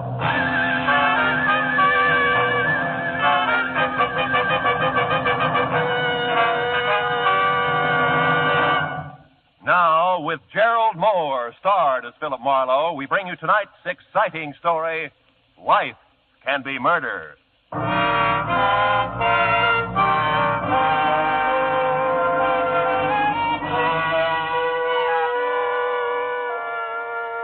sign in the half-light above the entrance reads, Bell's Trifle Inn. If you say it fast enough, you may be right. It's authentic English script, and it hangs over the door of an authentic English restaurant just south of the authentic Sunset Strip, owned and bartended by Belle Smithers. Inside, from the paneling to the prime rib, from the Welsh rabbit to the dartboard at one end of the bar, it's the Union Jack all the way. And it figures. Bell's authentic, too. 100% pure. Nebraska. I always sit at the bar. Marlowe, you old dog. You've been neglecting me. Yeah, well, I've tried to stay away from you, honey, but I can't. You're bigger than both of us. Oh, you and your palaver. Yeah, me and what you said. You want a drink, honey? Yeah, but make it with your own light hand for a change, will you? I'm tired of walking out of here on my knees. Just an ounce? The water will float it. Okay, honey, it's your poison. And my stomach lining. Hey, looks like most of the regulars are here, huh? Not sure they get tired of looking at the same old faces. I can stand it as long as they can. No, Marlowe, I kind of like it. Clubby this way. You get a few people who just come in to see what a lady barkeep's like, but most of them are just regular folks, you know, real people who like the food. And drink, huh, Belle? Oh, yeah, sure. Sometimes I forget. I get all carried away working my jaw. Cheers, baby. Yeah, thanks, honey. Oh. You know, sometimes you forget a lot of things, I think, like teaching school in, where was it, Nebraska? Ogallala. That name don't stick with you worth a darn, does it? Ogallala. Yeah. Does that mean anything? Oh, it does to the folks back there. County, see the Keys County. It's right there on the South Platte River. That's just south of the North Platte River. Yeah, well, that's a nice arrangement. No, Marlowe, that's one thing I'll never forget, teaching school back there in Ogallala. I declare if I hadn't done that, I wouldn't be doing this now. You see, these rich cattle folks, they come through from Cheyenne, and what have they got but a 13-year-old shaver? And where are they going with the shaver but England, and what do they need but a tutor? And who do they draw but me? Right out of 10th grade social studies at Ogallala High School. Now, I got a feeling you've heard this song before. Yeah, just a few thousand times, Belle, but don't worry, I like it. Matter of fact... Excuse me, Mrs. Smithers. Oh, call me Belle, honey. What can I do for you? Oh, well, the young lady said you kept the dart at the bar. Oh, for the dart bar? Uh-huh. Yeah, sure, I do. Well, it is all right, throwing darts, isn't it? I'm waiting for someone, and I thought it's perfectly all right, honey. Just make yourself at home. There you are. Thank you. Oh, I hope I didn't bother you. Oh, I'm so glad you did. In fact, if you want to build a house, I'd like that, too. Well, thank you. For the dart.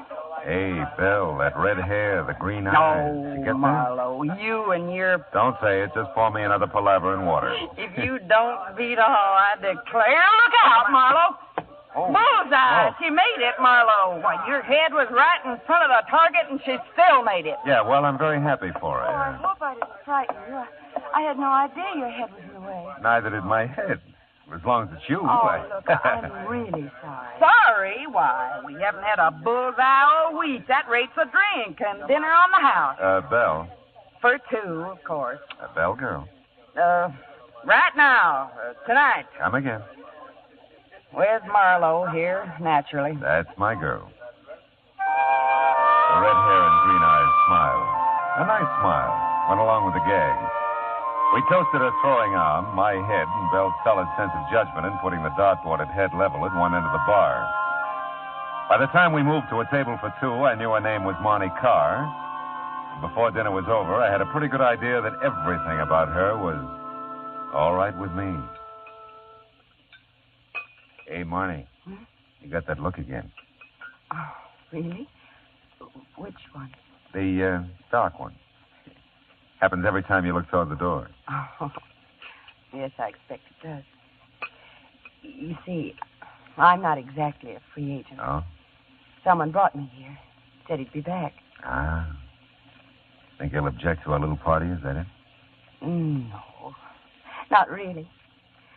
I guess I hope he doesn't come back. I hope so, too. Tell me, can I play 20 questions? I'd rather you didn't. Okay. You know, I really feel pretty silly.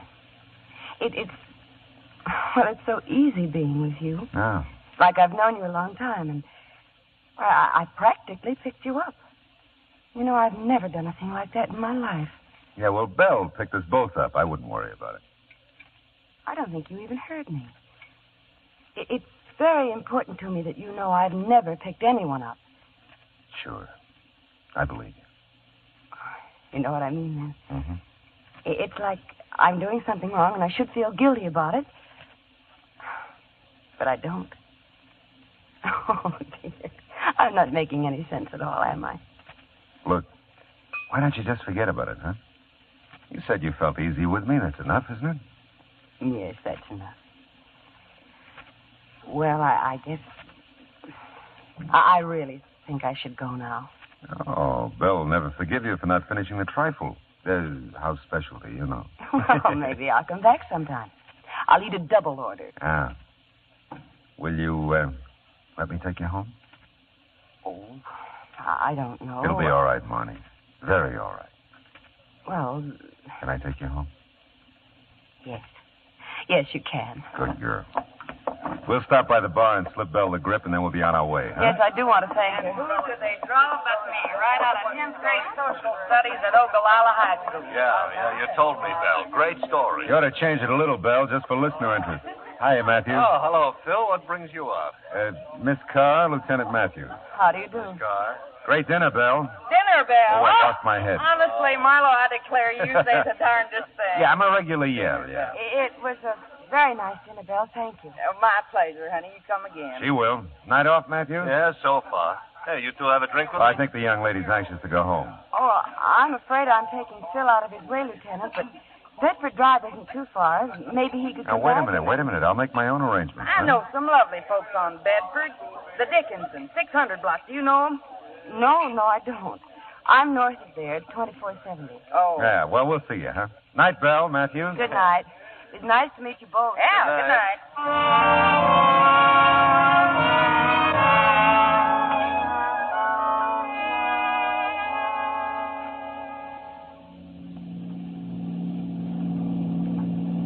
Turn right at this corner. It's the last house on the Oh. Say, Marnie, can we do this again? Oh, I don't know, Phil. Are you usually at Bell's in case I get the urge to throw darts again? Yeah, well, I also have a home, and I'll get a dartboard. Let's keep it at Bell's. Maybe later sometime I'll... Oh, wait a minute. This What? is the house. Oh. Hey, looks like you got company. Car in the driveway. Yes, I see it. I wonder... The guy who was supposed to come back and didn't? I'll say goodnight here, Phil. Don't bother coming to the door. Oh, now, look, I think I... I mean it.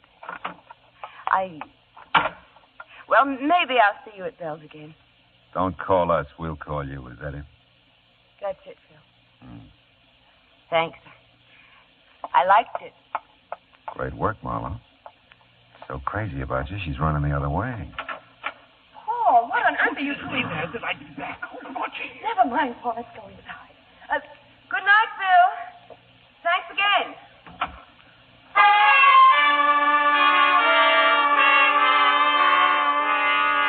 It wasn't ideal the way the evening ended. Not the way I'd planned it, but then how could you plan an evening like that? Girl meets dart, girl throws dart, girl meets boy. Didn't make much sense, but it didn't have to.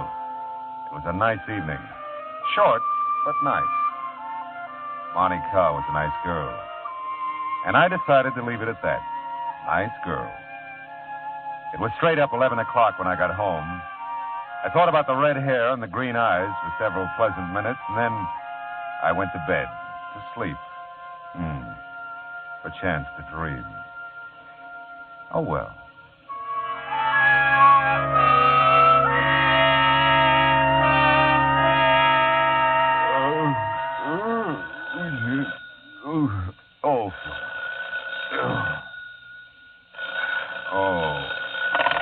Hello. Matthews, Phil. Yeah. That girl you were with last night, where was it she lived? Where did she live? Yeah. Look, it's not even 8 o'clock in the morning. You're asking... Take it easy, Phil.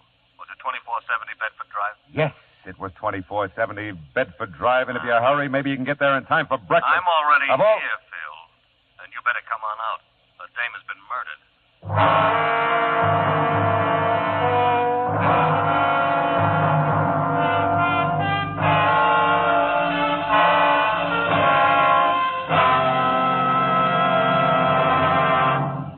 In just a moment, we will return to the second act of Philip Marlowe. But first, so you think this old world of ours is fresh out of miracles? Maybe you sort of long for the days of the Arabian Nights or folks of fable who possessed those magic wands, lamps, rings, talismans that all produced wonders? Well, if you do, you'll find CBS's Mr. Aladdin a refreshing gent to meet. He gets the name Mr. Aladdin from the fact that his exciting adventures have the atmosphere of miracles about them. Listen for him later this evening on most of these same CBS stations. And now with our star, Gerald Moore, the second act of Philip Marlowe, and tonight's story, Life Can Be Murder.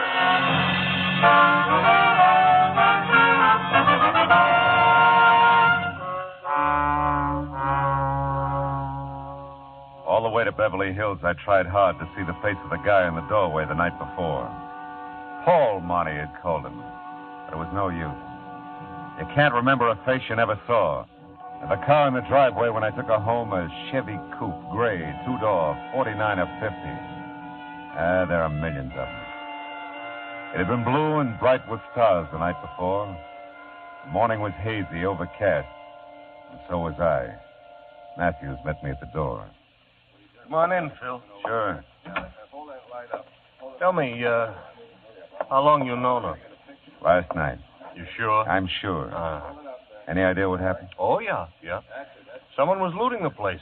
The back door was jimmied and some stuff missing. This dame must have interrupted it and got herself killed. Where is she? What, the corpse? Yes, the corpse. In here.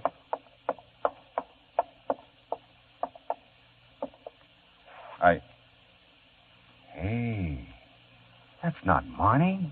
Did I say it was? Oh, no, but I thought that... Never mind, do you know who this is? Yeah. Ann Harkness, according to identification on her purse. Oh? She's from New York. Taxi driver brought her here about 11 last night from the airport, and the coroner says she must have been shot shortly after that. Uh-huh. Did you bring your girlfriend straight here from Bell's? Yeah. Oh, that's new for you. All right, huh? That would put her here by 10:30 easy. So? So the taxi driver says a red-headed gal answered the door and let the Harkness woman in. That doesn't prove a thing. No, it doesn't. I'd like to talk to her, though, Phil. You know where she lives? Well, she lives here, doesn't she? No. House belongs to Mr. and Mrs. Orville Edwards. They're out of town. They got called to Chicago yesterday with a death in the family. Oh? And the neighbors don't know anything about this Miss Carr, was it? Yeah, Monty Carr. Yeah. Well, I got a call into Chicago for the Edwardses. They ought to clear it up. Mm-hmm. Got something here, Lieutenant. Oh, hello, Mr. Marlowe. Hiya, Mooney. Yeah, what do you got, Sergeant? Well, this address book. Phone numbers from the phone desk in the hall. Nobody named Carr listed, though. Okay. This note might be something from the big bedroom upstairs, front of the house. Oh, let's see. It's signed Monty, Phil. It is? Let me have a look. Yeah. Dear Mrs. Edwards, thanks for the lovely remembrance. You're very thoughtful. I'll tell Miss Harkness to make herself at home. Yeah, whatever that means. I'll keep looking around, Lieutenant. Do that, Mooney, huh? Well, as soon as the Chicago call comes through, we'll get our hooks into something. Look, Matthews, you mind if I look around? No, help yourself. You got any ideas? Yeah. I don't think Monty had anything to do with it, and I don't know where she lives. Okay. Okay, Phil. Only leave the note with me, huh? I looked around and tried to figure things that didn't figure. Marnie didn't live here, but she knew the Edwards.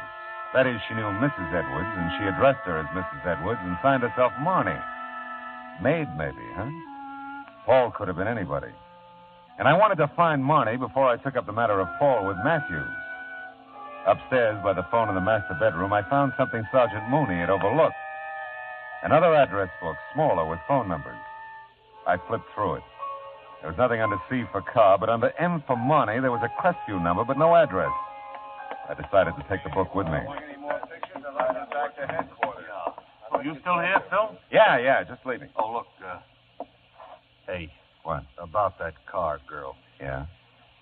She may be the sweetest kid in town, and she may be a killer. You never know. Thanks for the tip. And, I didn't call you to get in my way, Phil. If I find her, I'll tell you. Fair enough? Yeah, fair enough.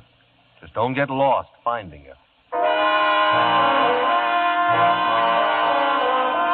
It was kind of a break. Head start, at least. I had a phone number for Marnie that Matthews didn't have, and I wasn't for her against him. He knew that. I just couldn't think murder and Marnie in the same thought. Until I could, I'd string with her if I could find her. The morning haze was lifting somewhat as I stopped at a gas station on the strip and used the payphone.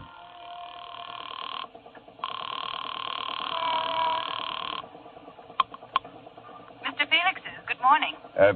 What'd you say this was? This is Mr. Felix's beauty salon. Oh. Oh, is Marnie there, please? I'm sorry. Miss Marnie's not in today.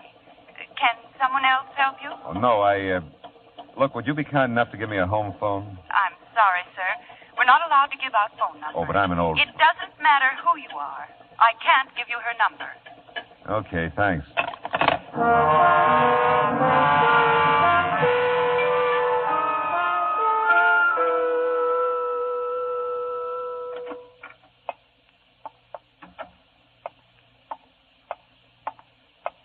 May I help you, sir? I just talked to you a few minutes ago on the phone about Marnie. I remember? told you then. I tell you now, we are not permitted to give out numbers. How did you find us? Well, Mr. Felix is in the book and Marnie's not. Look, really, this is important. I'm doing this for her. I've given Mr. Felix my word, and I've never broken it. Yeah, well, I don't doubt it. Oh, Marnie's friend here. You know the special one? She keeps talking about her all the time. Isn't it strange? I can't remember her name. Peg? Yes, Peg. Sure, that's the one. Can I talk to her? Well, Oh, all right. Oh. 36.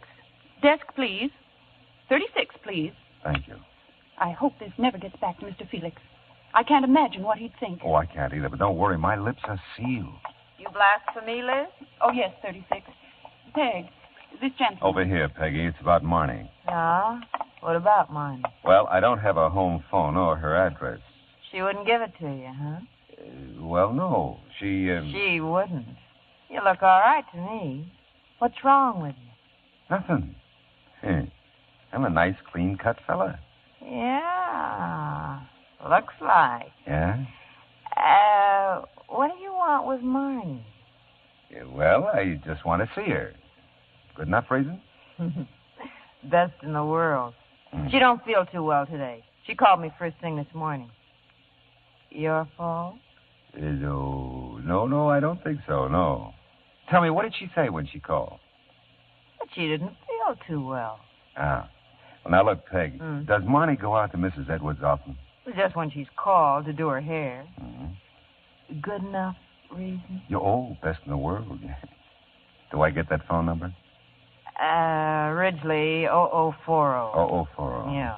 And that's 1637 North Vermont, apartment B. Ridgely 0040, 1637 North Vermont, apartment B, huh? And walk softly by A. That's the landlady. Yeah, well, I'll remember. Thanks, Peggy.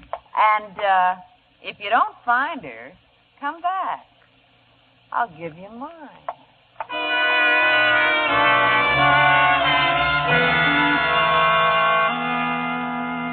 Peg was something of a prophet, among other things. Well, there was no answer to my knock at 1637 North Vermont, apartment B, and no answer to the phone call I placed in the lobby. So I quit walking softly by apartment A, knocked there, and the doorway was suddenly filled with a solid block of granite. Yes, I'm a landlady, but if she don't answer the door, it makes sense to me. She ain't in. Well, have you seen her this morning? Ain't seen her since she went to work yesterday morning. Ain't seen him either. Her husband? Husband? Young man. Even if I knew, I wouldn't tell you.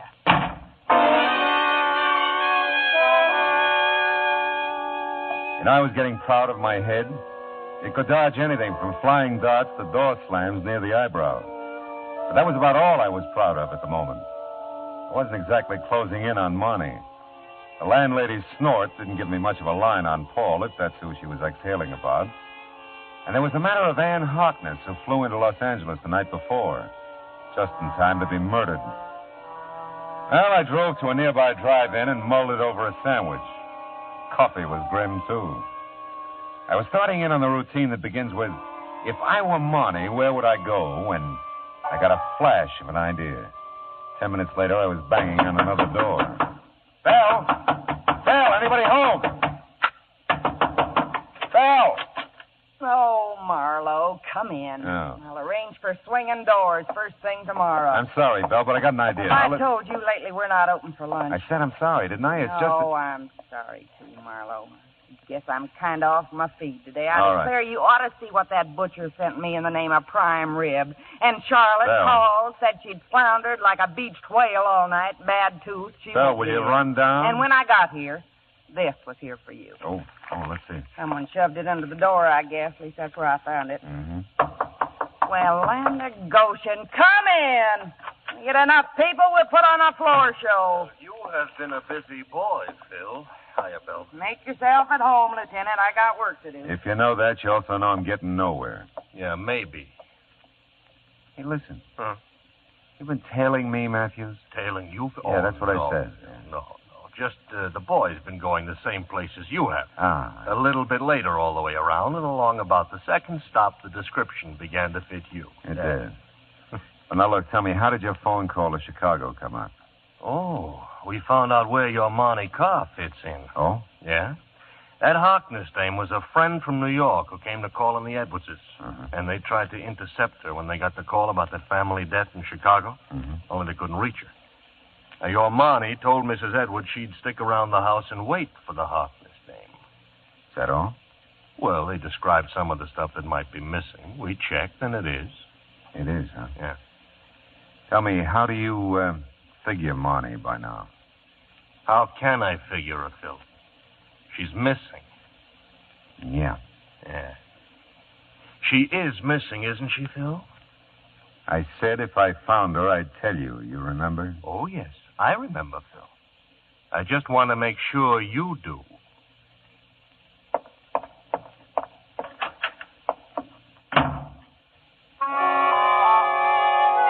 I had a reason for not telling Matthews about the note Bell gave me. It was signed Marnie, all right, but it wasn't the same handwriting I'd seen in the note she left for Mrs. Edwards.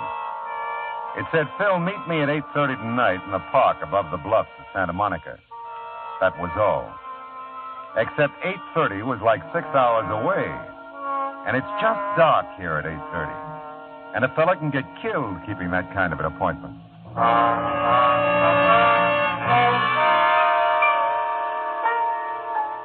Did you ever wait 6 hours for something to happen? Oh, it's no fun. Neither is the thought that maybe something final has happened to a pretty nice person. I was almost sure now that Paul was my boy, but almost wasn't close enough. And I had to find Marnie, if she could be found. And I got to the park above the Santa Monica Bluffs about 15 minutes early. Left my car a block or so away. And all the way to the park, I watched for a gray Chevy Coupe, 49 or 50. When you look for them, they're hard to see. And then I saw it. Parking half a block down, a guy got out and headed into the park. I let him go, got to his car about the time he reached the bluffs. I don't know what I thought I'd find, but not in my wildest dreams did I expect what I found. 3 minutes later, I was foot to floor boarding it up the coast highway toward Malibu. The Seaway Motel, 21245 Malibu Road. That's the way the parking ticket I lifted from under the windshield wiper on the Chevy read. And that was good enough for me. I hit 2 wrong doors before I found the one I wanted, and I had to spring the lock. Marnie. Plays rough, doesn't he? Here, I'll untie your wrists. Knows he can get away with it. Phil, I've been such an idiot. You love him a lot, huh? Who doesn't love their own kid brother? Paul is your kid brother? Yeah, all mine. Write it down somewhere, Phil. Big sisters don't make good mothers. Take it easy, honey. You're okay now. Sure, I'm fine. First I catch Paul stealing from the Edwards. Then I stand there like a zombie and watch him shoot down a woman he'd never seen before. Take it easy, honey. Oh, Phil, I'm sorry. I didn't want to drag you into this. He asked me who you were when you brought me to the Edwards last night. I'd never heard of you, but Paul had. And... Wait a minute. That's probably him now. Be careful, Phil. He's crazy. I'll be ready for him. Right behind the door. Your bright boyfriend stood me up. We got to get out of here. Oh, Hey, what is this? You bitch!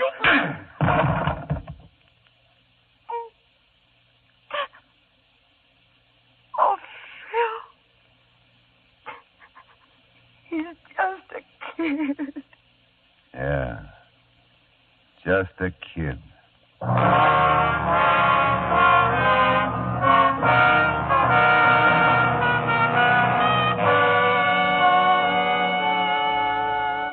I called Matthews and wound it up.